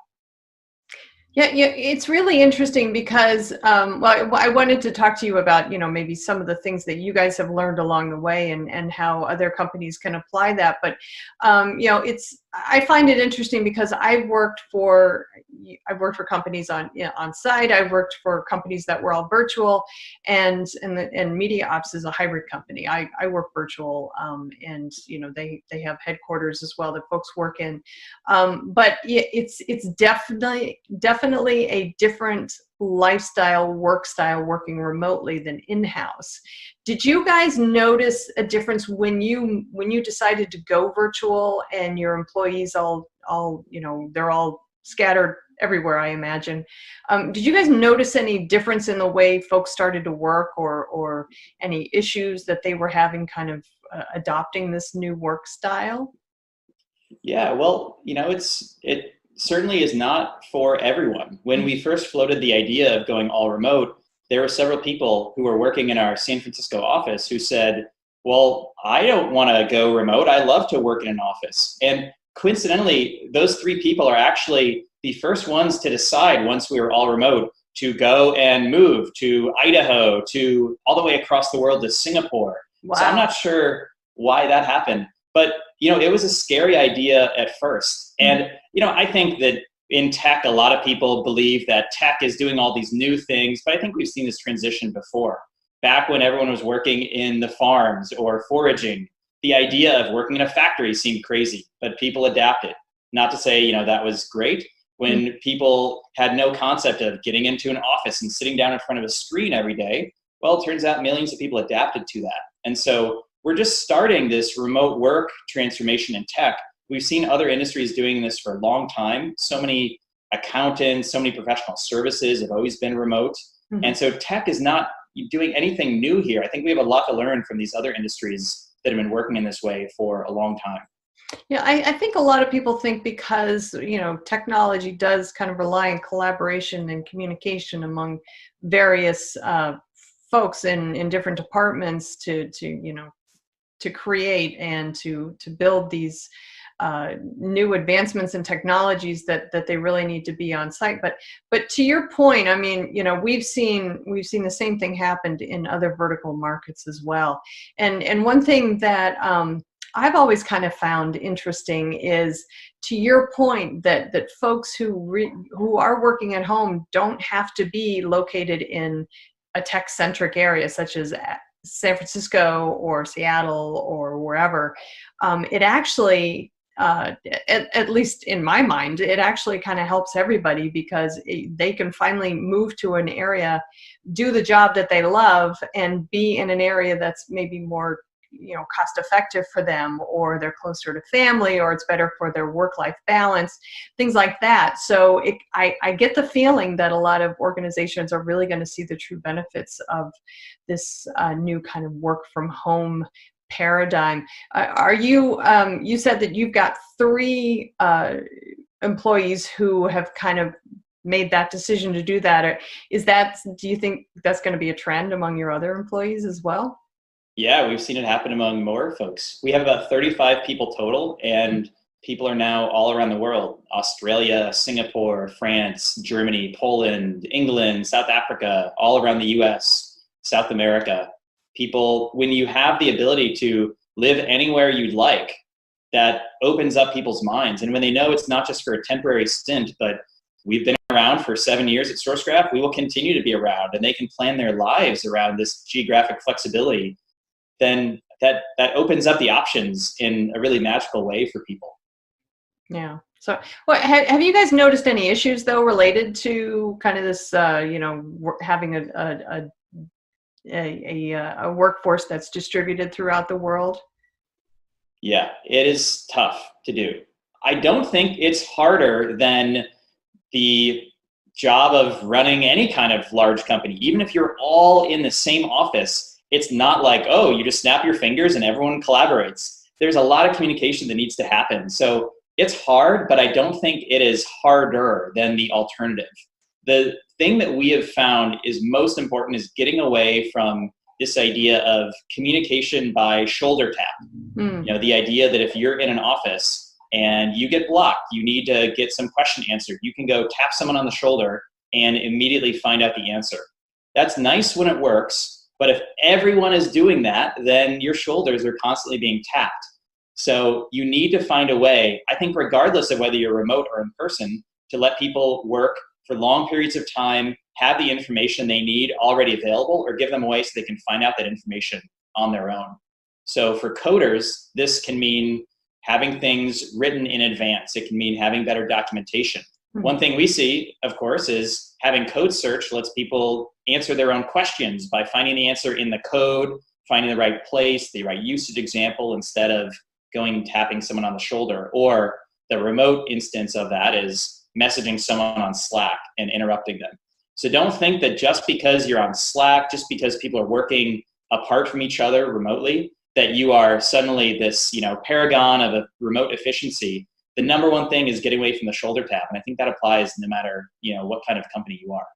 Yeah, I would agree. I would agree. And our company, obviously, like everybody else, is now working remotely. And so now we have a daily scrum meeting that we do every morning. And then the rest of the day is, basically communication by Slack or email. And, one thing that I've noticed, and I'm wondering if you guys have noticed as well, is, you say communication by shoulder tap, but I kind of feel like I'm living a life of, death of 1,000 Slack messages. So, how can companies kind of rein that in a little bit better so that their employees don't feel overwhelmed by the sheer number of Slack-based shoulder taps, if you will? Well, what we do, two things. One is we try to manage the volume of interruptions, and two is we try to reduce it. So to manage it, it's really helpful for us to have one inbox. It's difficult to know that the little notification icon on Slack is blowing up, your emails are blowing up, maybe text messages, maybe on your CRM.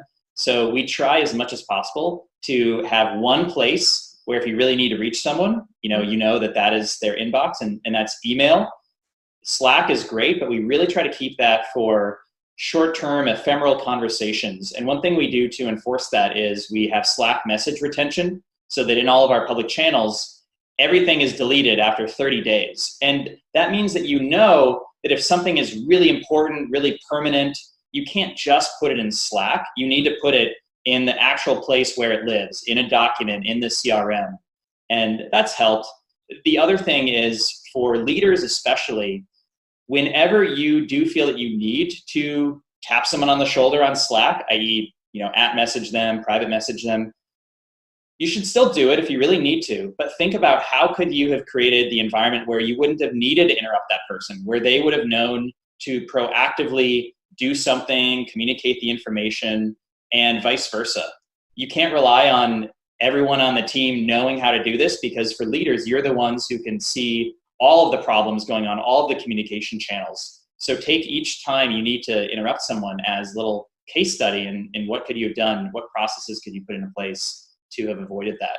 And then be deliberate about that and tell people that that's what you're doing. And I guarantee you that if you're a leader and you tell people, hey, we're trying to reduce the number of interruptions you have, everyone on your team is going to be cheering you along. Right.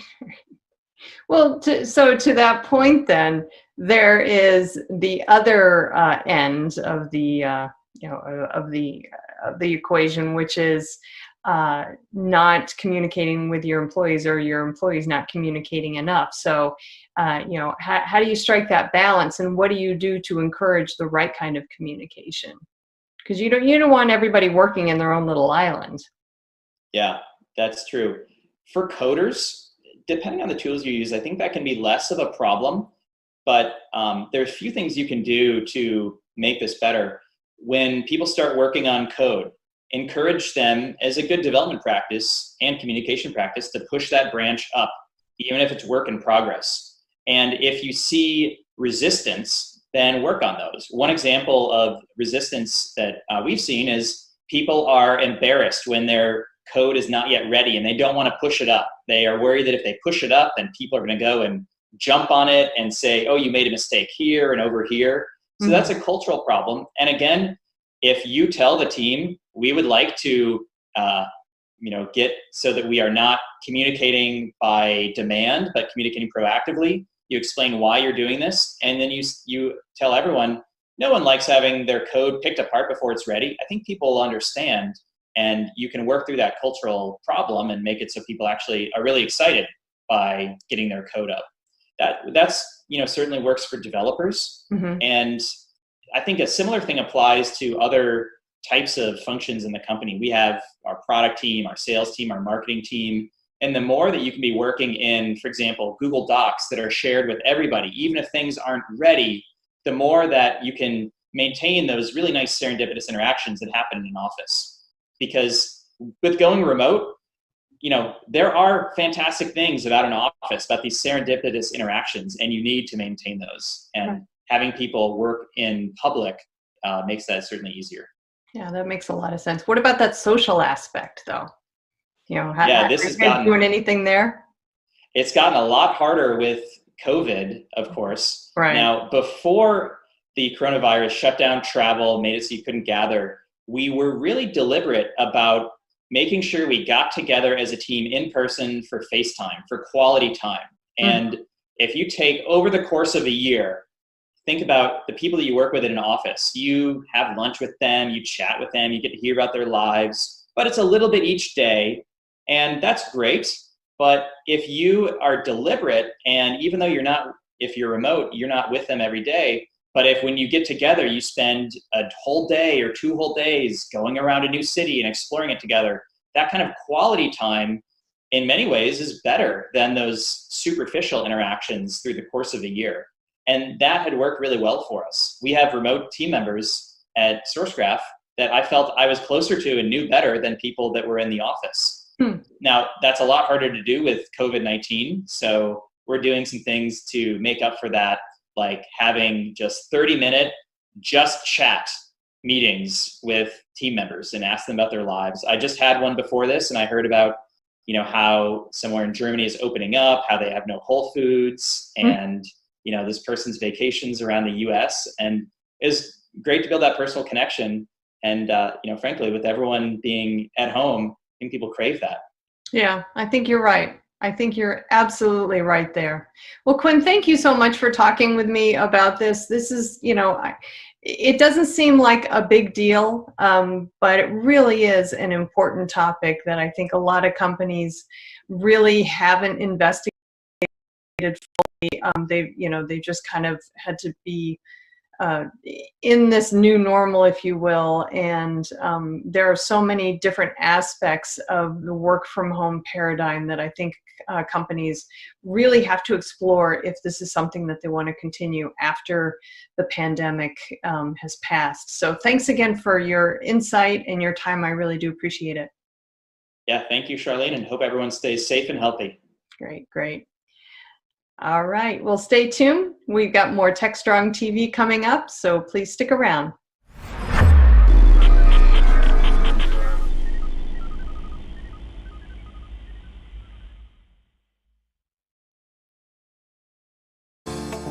Disruption is occurring across every aspect of IT. Open source, cloud services, DevOps, and cloud-native software architectures are democratizing IT and radically transforming how business is done. The old ways of creating software and doing IT are being replaced with agile, flexible, faster, and cheaper methods, benefiting vendors and users alike. Accelerated Strategies Group is out to democratize access of industry expertise and knowledge. We use our expertise and experience to offer insightful, intelligent, useful information in a variety of formats relevant to the IT community: digital events, videos, reports, assessments, workshops, and implementation projects with tech vendors, IT organizations, and business leaders. We widely and openly share our work products, often for free. Analyst reports these days aren't worth more than a graph or chart that tells a story or illustrates a market trend. We work with developers, DevOps teams, cloud architects, security engineers, and transformation leaders most every day, creating and implementing transformational strategies and technologies. We're not just thinkers, we're also doers.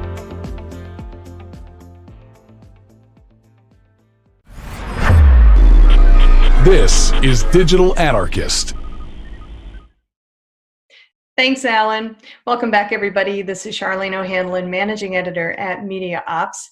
And, one of the things that a lot of folks have been talking about these days is just the way that we're working these days. And, since the COVID-19 crisis has, changed the way we do work, obviously collaboration tools have become kind of, center to a lot of our daily interactions. But of course, that does give rise to a lot of security concerns. And obviously, we've all heard about Zoom bombing, and I'm sure that that's the most public one out there. But I'm sure that there are lots of other security concerns when we're talking about collaboration platforms. And So with that in mind, I have my next guest here, who is Jason Rader. He's the National Director of Network and Cloud Security at Insight Enterprises, and hopefully he will be able to clue us in on a little bit about collaboration tools and the need for security. So Jason, thank you so much for taking a few minutes and talking with me today. It's my pleasure. Great. So let's talk about really what we're looking at when it comes to collaboration tools and security. What are some of those security concerns around the different conferencing collaboration platforms? And is it limited to just the video conferencing platforms such as Zoom or Microsoft Meetings or anything, or those types of platforms? Right. Great question. I think that, from a collaboration platform perspective, these things are really robust. And a lot of folks have been using them, kind of like you said, from a more video perspective, those kind of video calls, maybe for client-facing calls or those kinds of things. And they're not necessarily aware of all of the additional capabilities of a lot of these. And in doing so, so certainly there's been some talk of certain collaboration platforms that are less secure or more secure, those types of things. But honestly, I don't believe that's, to your point, one of the biggest concerns that a lot of folks should have related to this. Mm-hmm. So there's a time when we wanted to really rapidly deploy some capabilities, and some folks are still in the middle of doing that. Yeah. And now that we've enabled a bunch of users with some capabilities, maybe more so than the organizations actually planned on pushing out, because again, this is there's a learning curve related to enabling these new capabilities. Now we've given our user base this capability to do some great creation of data, to work with other members of their own organizations and exchange data. And then there's that question that I think is something that really should be considered, is what happens and how do we classify that new data that is created, and how folks are able to be quite honest, they're trying to do the best thing. Everybody's working really hard to do the right thing right now, but copying databases down to a local store and then editing them and then exchanging that information is something that could really expose an organization related to that kind of workflow when it's unsanctioned or controlled. All right, so it's not just during the conversation or during the use of the collaboration tool, but following as well. That's interesting. I don't think a lot of people have really thought about that. So, is it a matter then of user education? And if so, is it something maybe that companies need to kind of incorporate into their educating their employees and possibly even onboarding? Without question. So I think, it's been said, I'm a 25-year security guy, right? And when we always talk about security, the biggest risk that you have to your organization are untrained and unaware users. And the biggest asset that you can have for your organization are trained and aware users. And I know that we're kind of delving into, an area that we haven't delved into before, right. But it's a point where, again, users, thinking that InfoSec or IT or different areas of the organization are the only people with security responsibilities is a little short-sighted, of course, because enabling your users certainly on onboarding, letting them know, what data is about, how we manage it. Of course, if you have a data classification program, which you should, explaining how that works and consistently reminding your folks. So I definitely believe, regardless of the technology, having a strong governance model in place that says, here's the types of data that we have, here's how we use them, here's what's acceptable. And then if we do go to the cloud or we go to, mobile devices and using this stuff, aware users who've been trained and reminded are going to be able to make good decisions, because you can't control every decision that a user, especially in a mobile workforce, is going to make. They're making those ethical decisions on a daily basis. Well, I know that there are a lot of organizations that just don't allow the regular use of collaboration tools like Google Docs and things like that. Sure. But we're talking about a different time now. I mean, these are desperate times call for desperate measures, right? So have you seen a relaxation of some of these rules among some of these organizations that recognize that, for some people, it may be the only way that they can get access to information and be able to share it effectively, especially since, we've been hearing so much about VPNs and the kind of the overall failure of VPNs because they just can't handle the load on a regular basis. So, what are you seeing as far as organizations and their kind of thought process regarding enabling and allowing their employees to use these tools? I think you nailed it. So there's a maturity model that I like to talk about. And a lot of folks, especially when we're talking to IT folks that are usually kind of responsible for pushing these capabilities out, there's that rapid response or rapid deployment that has to happen. Mm-hmm. And then it's a really important as you mature up the maturity model. So first it's, can we do it? Then it's, what have we done? What's the new normal? What have we defined at this point? Oh my God, what have we done, right? And then it's a really important aspect of any maturity models. Now that we've defined the new normal, we've got to refine it. So we've got to manage and optimize it. And I think a lot of folks, then there's that whole compartmentalization that happens within organizations where, oh, that's their responsibility or whatever. So to your point, I think in a kind of desperate time, we've pushed out some capabilities. We can't forget that there's a maturity model that goes, and we've got to define this new normal. We're not going to go back to the way that we used to, period. I mean, folks who thought they might never be able to do this are now doing it. So we're going to adopt some of these technologies, some of these workflow processes, and people are going to adapt. And that's great. That's fantastic. That's a forcing function for us to move to the next level. But we can't rely on the fact, okay, in security, there's three tenets of it, right? There's confidentiality, integrity, and availability. That availability part, can we get it available to the users? We've done, but we've got to go back and make sure that the confidentiality and integrity aspects from a security perspective, can we prove compliance now that we've moved to this new model? All of those things they're not the cool kind of hackers hacking into our meeting kind of stuff. It's really just classic governance model security that's got to go back into play, and we got to revisit that. All right.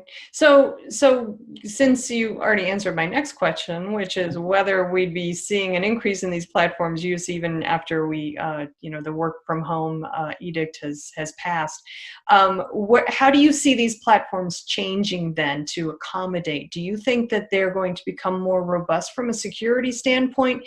Maybe even, I don't know, like a little bit more user friendly as far as security is concerned, guessing that the user isn't maybe as security conscious or security aware, and so actually instituting security controls on their behalf? Or what do you kind of see happening? I definitely believe that there's going to be more robust capabilities. As you can see, those roadmaps have been accelerated on a lot of folks that are kind of getting called out from a security perspective in certain areas. Not picking on those guys. It's just one of those things. I think we use the platforms for something that was completely different now than what we're expected to use them for. So there are some folks that are definitely more integrated and farther ahead of the game, but I don't think that puts anybody out, because again, there's price points, there's user acceptance and usability. So I definitely believe that there's going to be more of that stuff coming from the providers of those platforms. But to our earlier point, though, users and how they use this data, like it's really easy for us to record this meeting right now, to push record and to record this. And then a lot of folks will naturally, put that in a repository somewhere, not realizing that I've just recorded an internal meeting where we're talking about financials or intellectual property that we just posted to YouTube because we wanted our other teammates to be able to access it. I've seen it before, and I'm like, hey guys, we really shouldn't have posted this to YouTube. That's not a good idea. And it's just that kind of, again, we got to remember the kind of data that we're creating, especially with new things like CCPA and other consumer privacy, acts that are going out is, if we're talking about individuals in these things and making recordings of them, we're creating additionally personally identifiable information that could, will be liable for a number of reasons. And again, we just got to be aware of how the entirety of what we're using these platforms for is exposing us to. So that involves some governance on behalf of the organization. Then they need to come up with some sort of rules to tell folks, if you're going to be using these platforms for this, then you can do this and you can't do that. But do you think that that's going to be enough? It's definitely not going to be enough, but it's going to be the start. I think, that top-down kind of approach to this, people do what they think leadership expects of them. So we've got to at least have that kind of thing. And it can't come from IT. I mean, I know a lot of folks, those guys really do drive a lot of the security initiatives within the organizations, but it's got to be a partnership. So I've been talking to a lot of our clients now, they're kind of in the same mode. And I'm like, it can't just be one part of the organization that's got to be committed to this. This is a great time for leadership to kind of step up and say, hey, here's what we're doing. We're trying to enable us. We're trying to go forth in this particular time. And this is the the way that we can do it, and then let everybody, and make sure everybody's kind of got a plan. I've talked to a lot of folks who IT handled it. They knew what was going on, but the business units who the organization acquired assets for and had a plan and those types of things really weren't able to execute on that plan because they never thought they were going to have to. And that's one of the things where, again, leadership kind of coming over and saying, this is important to us, and everybody kind of, and then again, to that maturity model perspective, making sure that we go back and refine that. It's not just a plan that sits on the shelf or something that's, that we don't follow up on. Enforcement is very much key. Well, that makes sense. And then also, to your point, going back and finessing it as you go along, it's got to be a living document. I would imagine, especially as, the rules change and more folks are doing more from pretty much anywhere. After the work from home mandates have passed, I firmly believe that I think people really kind of like working this way, and they'll definitely incorporate parts of it into their day-to-day after all this is passed. But so just a couple final thoughts. Do you have any kind of best practices, if you will, for organizations that are dealing with this new influx of collaboration tool use by their employees, and then and maybe perhaps ways that they can better secure their data on these collaboration platforms, and then also maybe some of the things that users themselves can do? Yeah, that's a great question. So what and again, within my own organization, we'd have had to give guidance out because, again, to my point earlier, there are some platforms that are less secure than others, and that's okay, but it depends on what you're using that platform for. So in some cases, we're suggesting we use our own corporate platforms for meetings that have proprietary information or customer information being exchanged. Again, from a corporate responsibility perspective, we're liable for that data, and we've got to show the prudence that we have related to doing things appropriately. From a user perspective, again, we get in an interesting situation. We've got corporate assets that sit at home. We're on our own Wi-Fi. We can do whatever we want after 5 kind of stuff.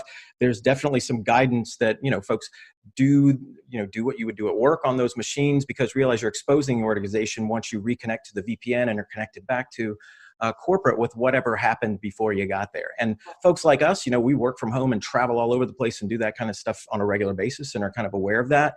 Folks who just got issued a laptop via FedEx and are now working like that don't necessarily realize what they're exposing the organization to when they're, doing things that, playing games and those kinds of things online, great, but you click the wrong link, you get infected with some malware, and then you connect back to the VPN and you're in. And because the organization wasn't necessarily ready for those kind of connections that they rapidly deployed, the monitoring isn't in place. So again, it's back to that kind of maturity model again.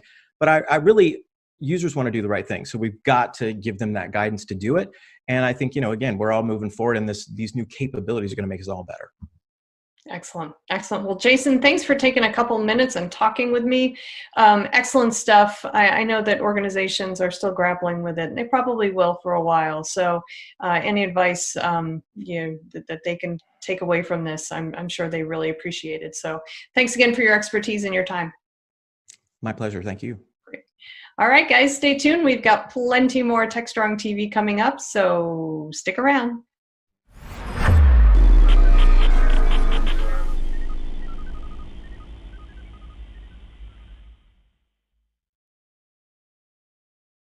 Okay, thanks, Charlene. Well, if Charlene is finished for the day, it's time for the head over to the analyst corner with Mitchell Ashley, CEO, founder of Accelerated Strategies Group. Mitch has a recent presentation he gave on a DevSecOps best practices to increase adoption that he's going to talk about. And then he has an interview with Sentry's Milan Desai. He'll tell you more about that. So let's head on over to Mitchell. The adoption of DevOps is no easy topic. Organizations in very different places. Some are just getting started. Some have been on this journey for a while, maybe up to close to 10 years now. I guess we're getting close to a decade. We're at least approaching that, of thinking about software in terms of DevOps and adopting that kind of practice. And there are all kinds of best practices that are available out there. You'll see lists that usually encompass things like testing automation, CI/CD, the core essential elements of DevOps. And those are all great things. But I thought I would add some perspective to that. having gone through my own DevOps adoption, running an IT organization, and then running a services company that leveraged a software team, a couple software teams doing DevOps. And it can be very challenging to take on a new approach. Oftentimes you're not just doing DevOps, but you're involved in other activities, especially around software architectures, going to the cloud, doing things like containers, maybe doing Kubernetes, et cetera. So it really, at least in my experience, happens in isolation that you're suddenly going to adopt DevOps. And one of the reasons is DevOps is about really breaking down work into much smaller pieces and doing them much more quickly. So you can get, for example, information about it, testing, once code gets checked in very quickly. So you get super fast feedback, and feedback is going to help developers create better code in a shorter cycle of time, rather than waiting for a big integration test process to run that might happen on the night or at night or on the weekends. So with that means in order to iterate on code that quickly, oftentimes you're shifting to more of a cloud native, or at least elements of it, containerized and Kubernetes managed containerized environment, or other equivalent kinds of technology. So they're nice coupling between those two, because they both are about making things smaller and then making things faster because you're working on smaller units of work.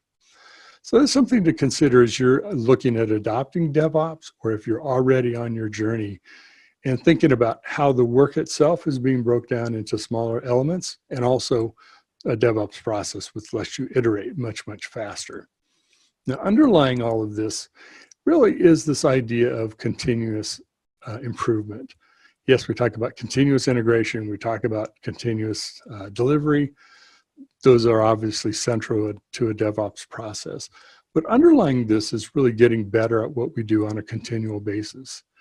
Now, if you have a background or you have some training in quality management, like total quality management or Six Sigma, that can be a huge leg up, because you've got some process, you've got some tools, some methods of helping you identify what are root causes, or even more importantly, what are some of the bottlenecks you may be encountering.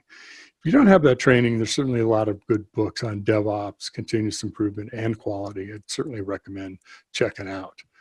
But that idea of continuous improvement is essential, because in a DevOps world, we're continually maturing, I guess is the word I would, maturing our processes, maturing our software, maturing our automation, maturing our ability to deliver software in an integrated pipeline, and integrating folks from across the organization. So it's not one or two or three steps. It's an ongoing thing that we need to work at. So think about continuous improvement and how you might adopt that mentality, that methodology as part of your organization to really shore up and provide the underpinning of why you're doing DevOps and some of the benefits that you can get from it. Now, tool chains, CI/CD, people, process, technology, security, shift left, all of those are great and important things. But think about that continuous improvement and how that might be the underpinning of your strategy, as well as how you adopt DevOps as part of your organization. DevOps.com is the #1 online destination for DevOps education and community building. DevOps.com covers all aspects of DevOps, including DevOps best practices and tools, DevOps culture, DevSecOps, business impact, continuous testing, continuous delivery, and more. DevOps.com has the largest collection of original DevOps content, featuring breaking news, blog posts, podcasts, and more. Visit www.devops.com to learn more. DevOps.com, where the world meets DevOps.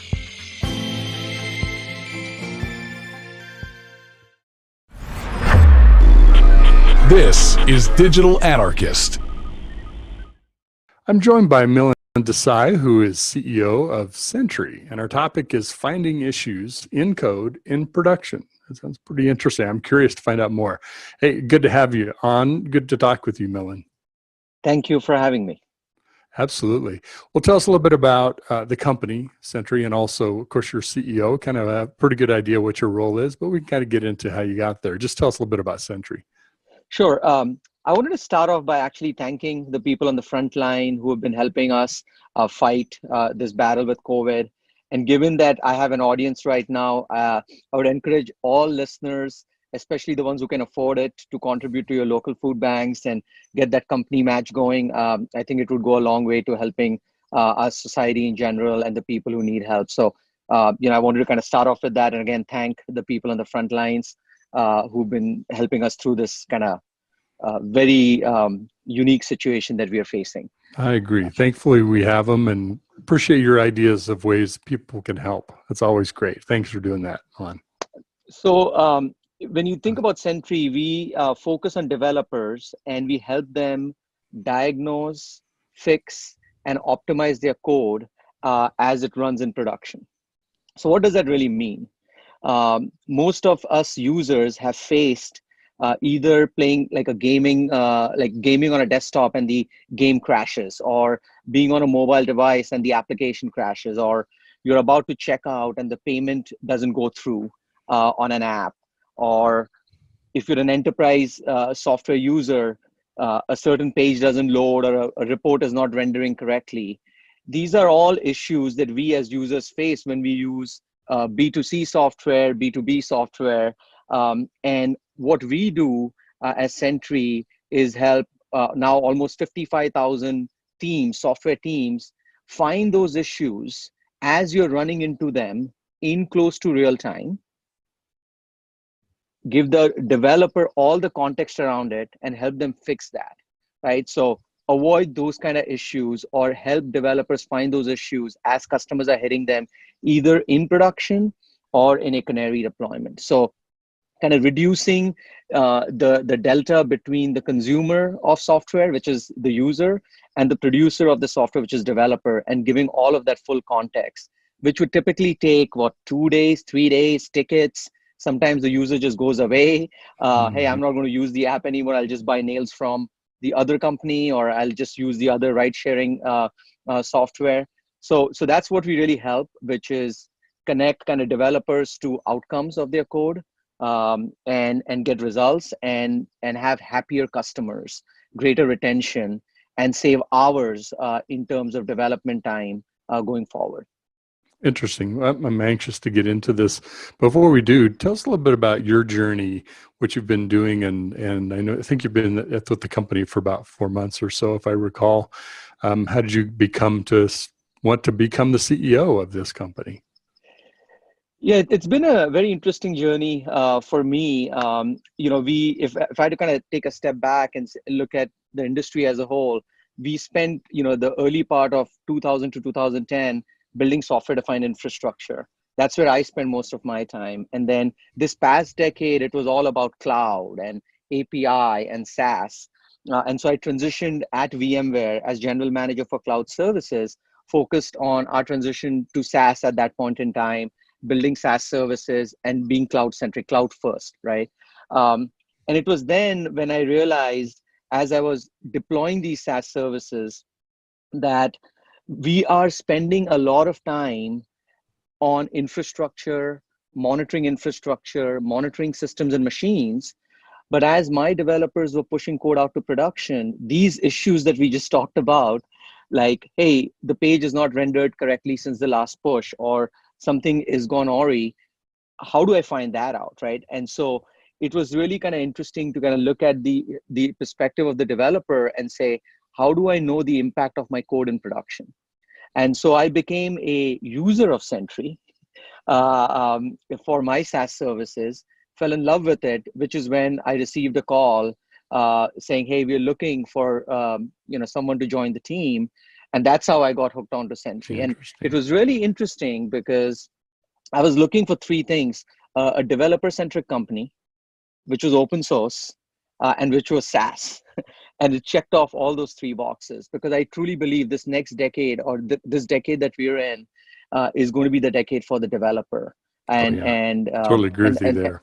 And that kind of got me going in that. So it was really interesting to kind of see this service as a customer first, solve problems for me and our teams, the developers that are at VMware, and then of course make that transition now as CEO.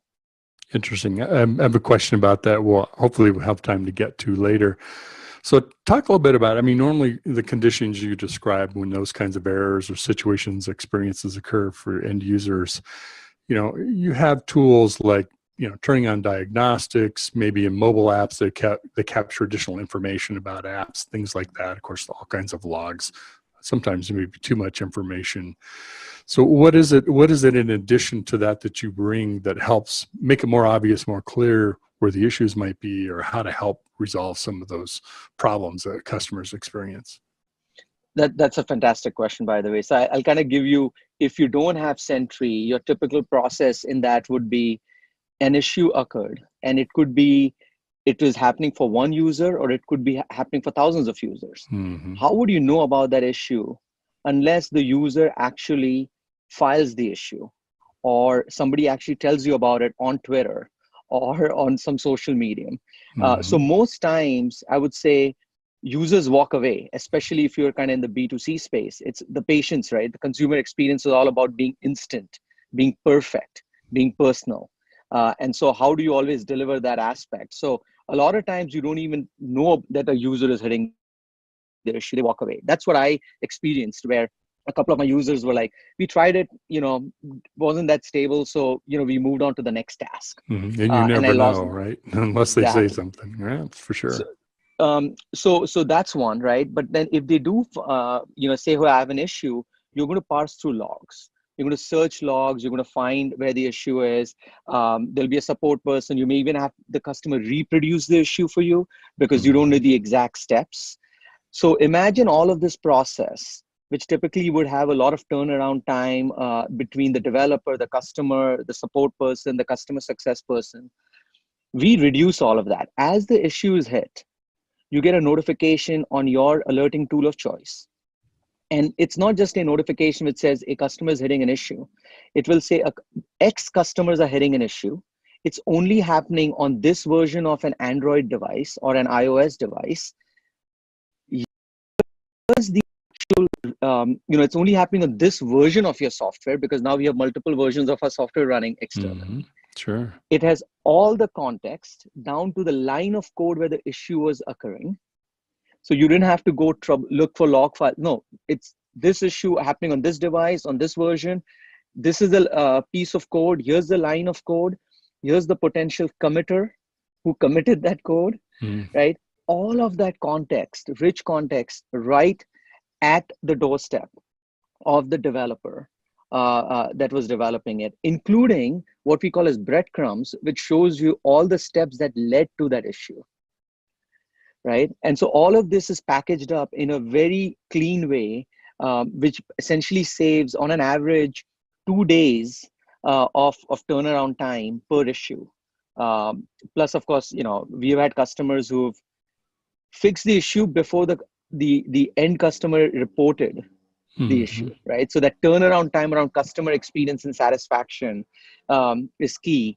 And so like a tackle.io, told us that, hey, one of their large customers hit an issue before they even reported it, we fixed it for them. So that's why we do this uniquely.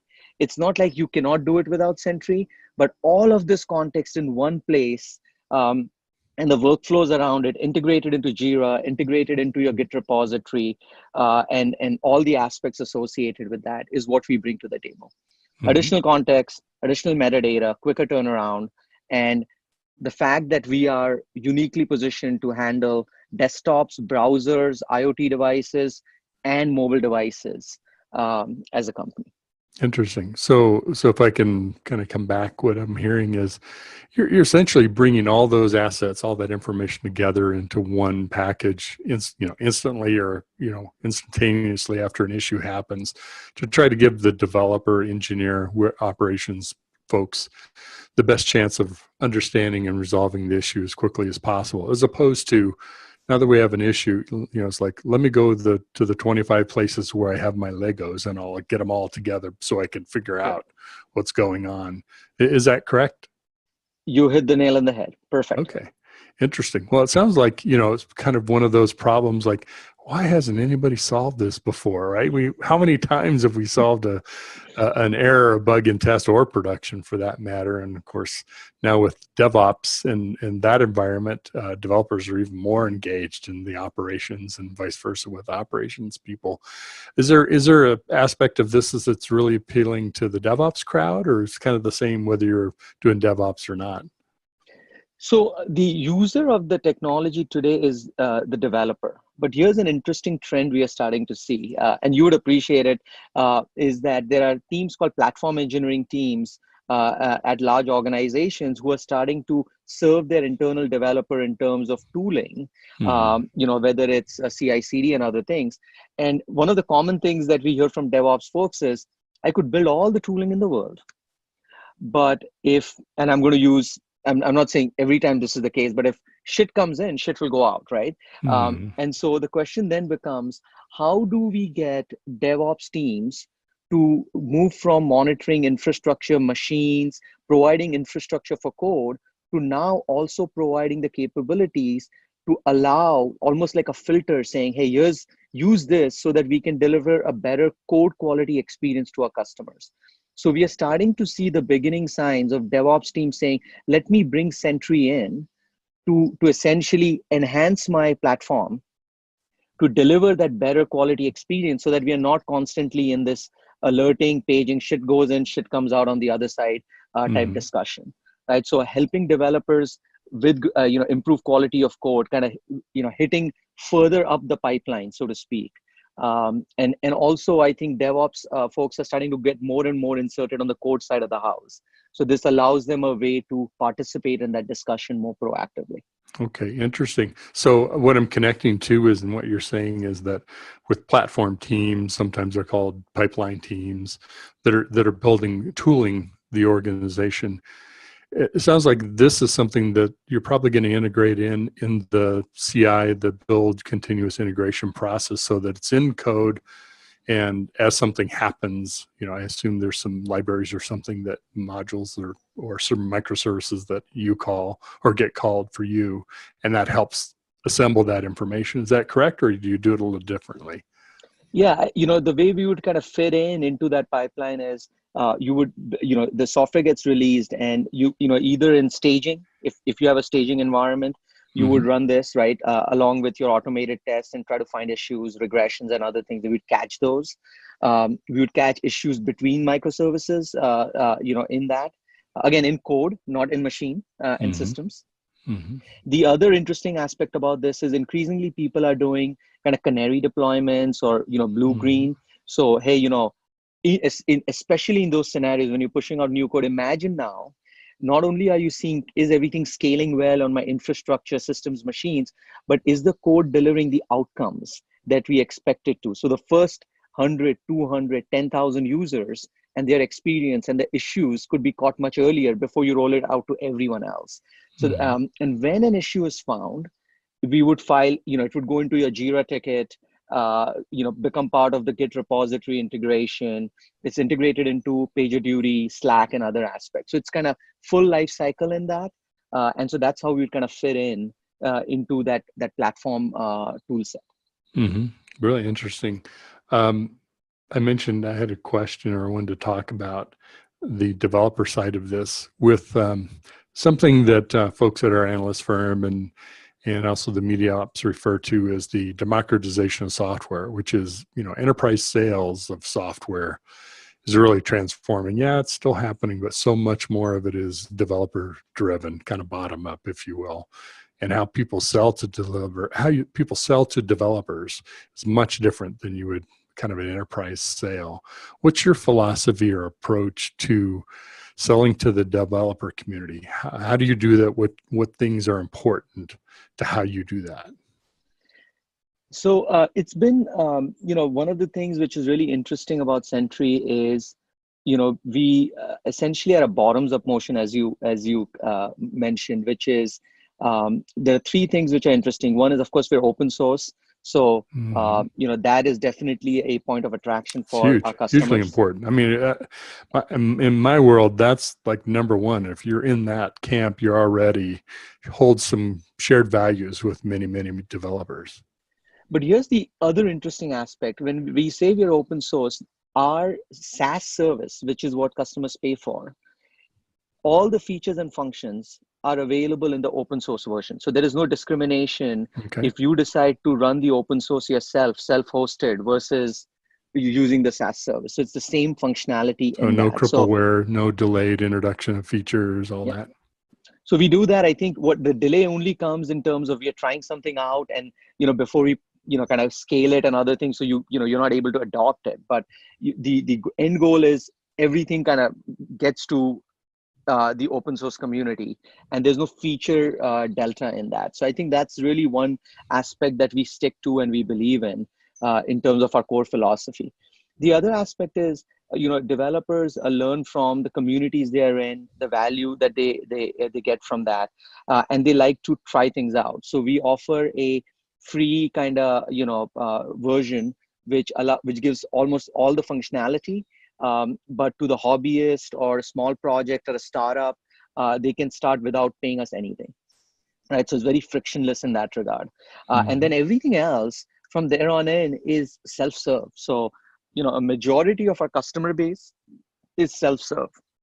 They come online, they use our service, they swipe a credit card, pay us $29 a month, and they're off to the races. So I think being part of that open source community, being part of our developer communities, which is where we've kind of participated mostly, engaging that community and then making it frictionless for them to try the technology, use it, and integrate it in their other toolkit is what is needed, and that's what I think we are doing and we continue to do as a team.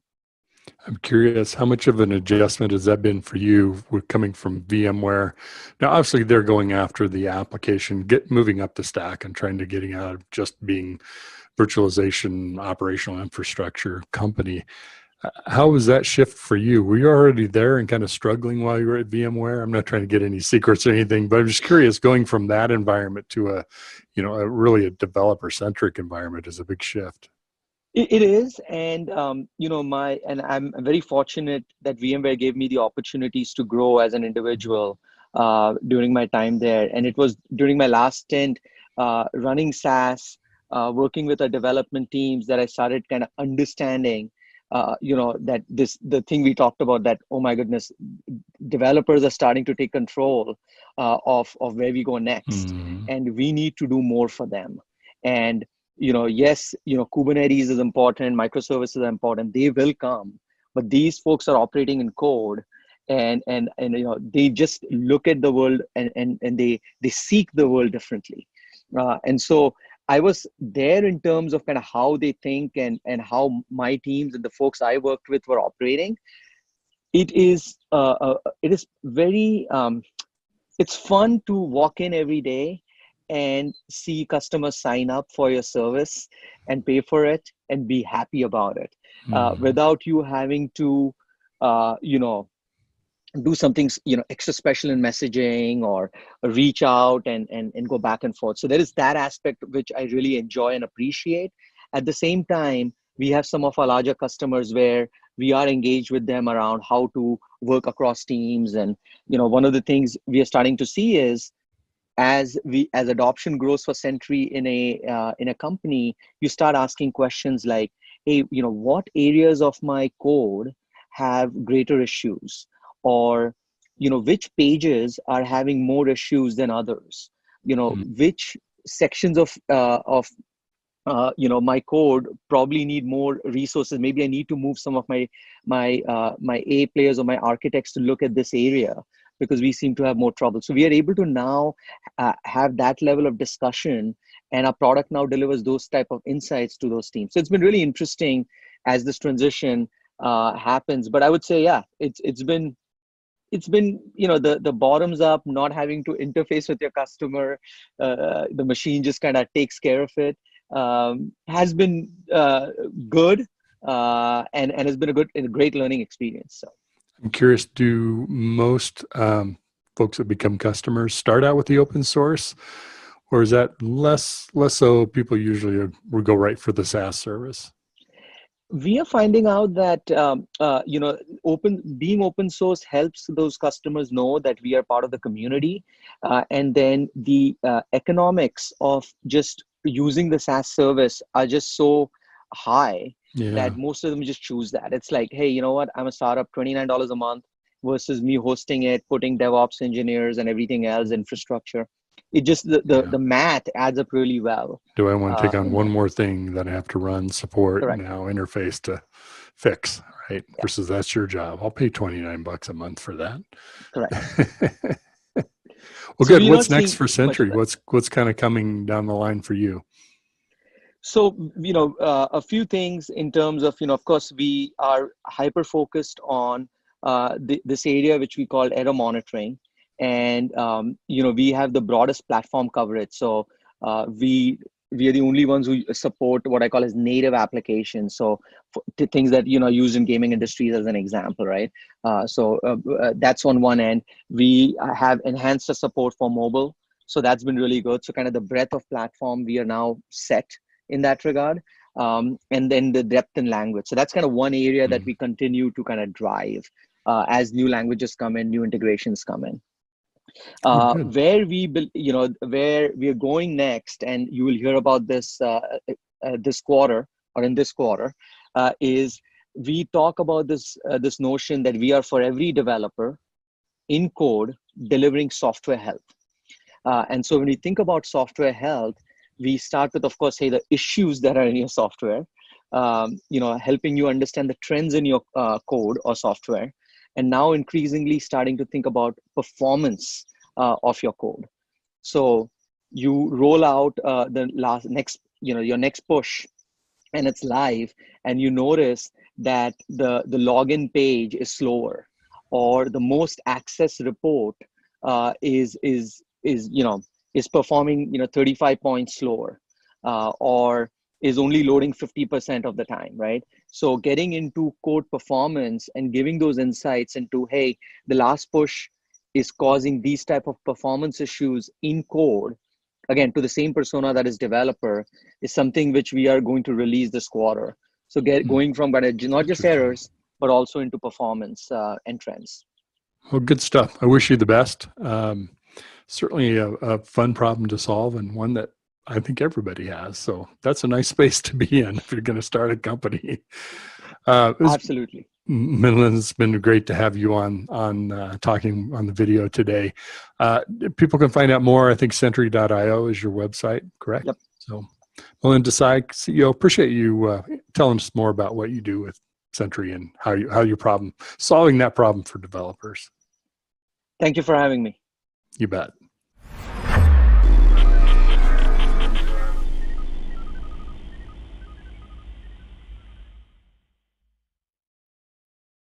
With the COVID-19 pandemic, it is important to protect yourself and others from spreading the virus. Prevention and personal safety is key. Here are the top ways you can protect yourself and others. Wash your hands often with soap and water for at least 20 seconds. Avoid touching your face. Practice social distancing and avoid high-risk potential people. If you are showing symptoms, stay at home. If you must go out, wear a face mask. Always cover coughs and sneezes with a tissue, or use the inside of your elbow. Clean and sanitize frequently touched surfaces daily. Together, we can prevent this pandemic.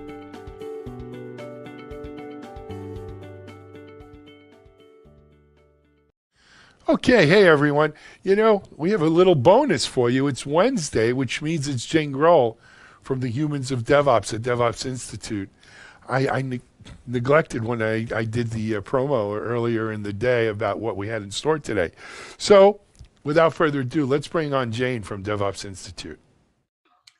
Hi, everyone. It's Wednesday, and I always appreciate the opportunity to be on TechStrong TV. I hope this finds you well. I hope, and it finds you safe. This week, I want to talk about something that I think is really important, and that's the unsung heroes of the pandemic. The frontline workers, the healthcare professionals, the first responders, the grocery workers, the delivery people, absolutely are putting their health and their own safety on the line to make sure that we're okay. And we should be eternally grateful to them for their hard work and their selflessness. But there's a segment that I think has gone unrecognized, and that's the unsung heroes of the tech community. You know, so many organizations had to pivot the way they work fast, right? They had to pivot people to work from home. They had to look at security. They had to look at flow. They had to look at how to continue business. In some situations, they needed to look at capacity. I mean, there were so many different considerations when very suddenly the whole world, regardless of where you are, was faced with a new way of working, a new normal. And you know, depending on the line of business that you were in, that new normal may have had to happen very, very, very quickly. So, you know, I mentioned a few weeks ago that I think that this concept of TechStrong is particularly significant because we're talking about TechStrong, meaning strong tech. And if anything, I think this horrible, horrible situation, which has had an unspeakable human toll, that has had unprecedented economic ramifications, and has really been a paradigm shift that has accelerated our move from being on-prem, and not just for your data center, right? On-prem for your people, for your process, for your technology, to a very, very remote way of working. It's changed our leadership styles. It's changed our productivity. It's changed our work environments for sure. And in some ways, it's changed the dynamic of our work-life balance, where you might have children at home, or you may be in complete isolation on your own. So there's been so many rapid changes.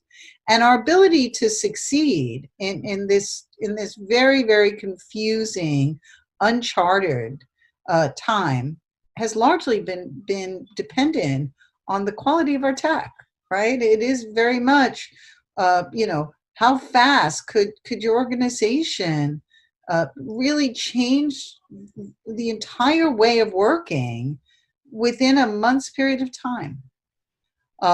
And again, you know, looking at supply chains, looking at disruptions in supply chains, a lot of that wasn't only entirely dependent on how your organization was able to pivot, but how your suppliers and your partners were able to pivot as well. So it's a strange time. But I do think that this illustrates a couple of things. And I really want to focus on kind of that human aspect of where we are today.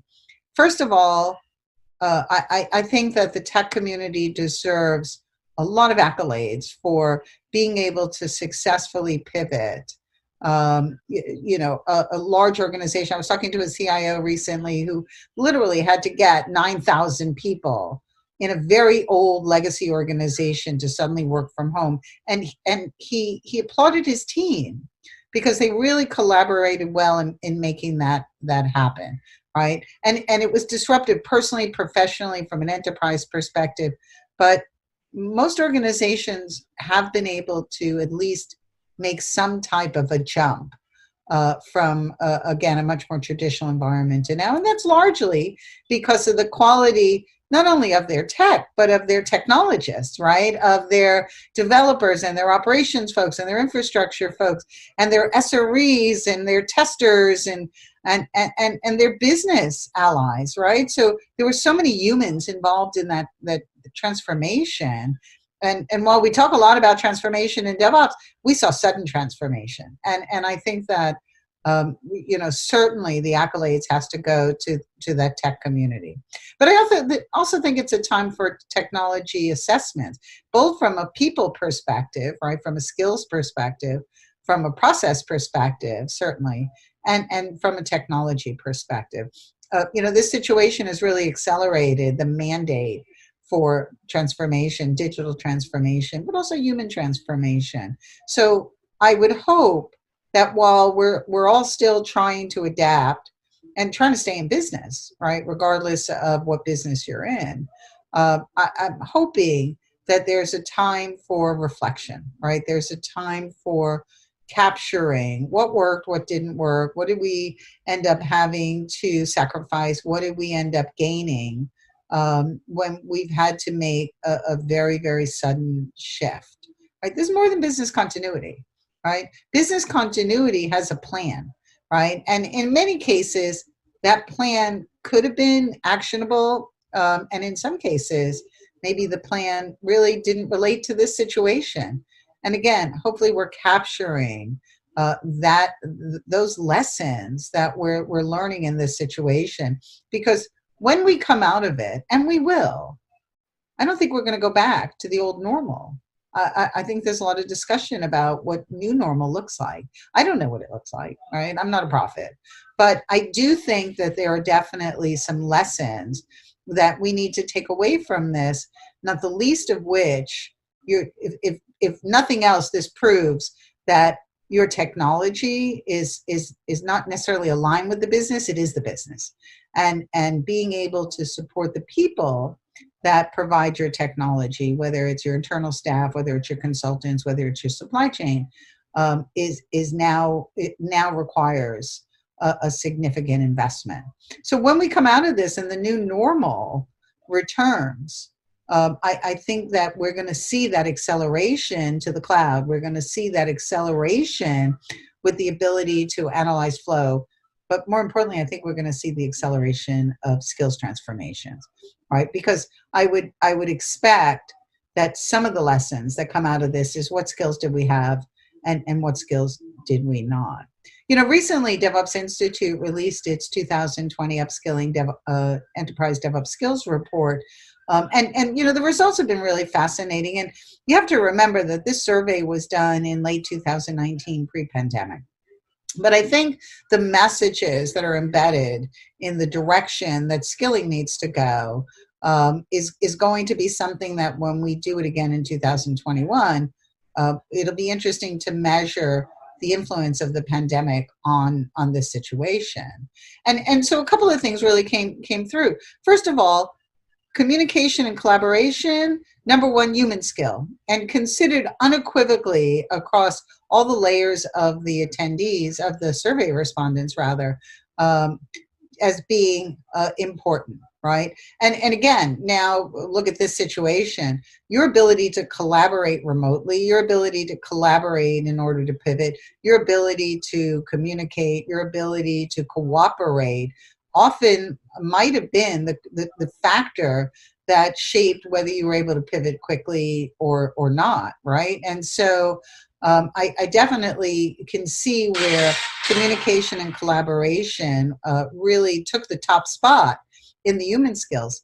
CI/CD, toolchain skills, took the top spot in technical, surpassing cloud by just a little tiny bit, but certainly cloud and the ability to improve flow, to be able to look at APIs in order to be able to deliver software more effectively and more efficiently, again, speaks to, I think in a lot of ways, how do we maintain some type of stability and some type of operating model in the current environment.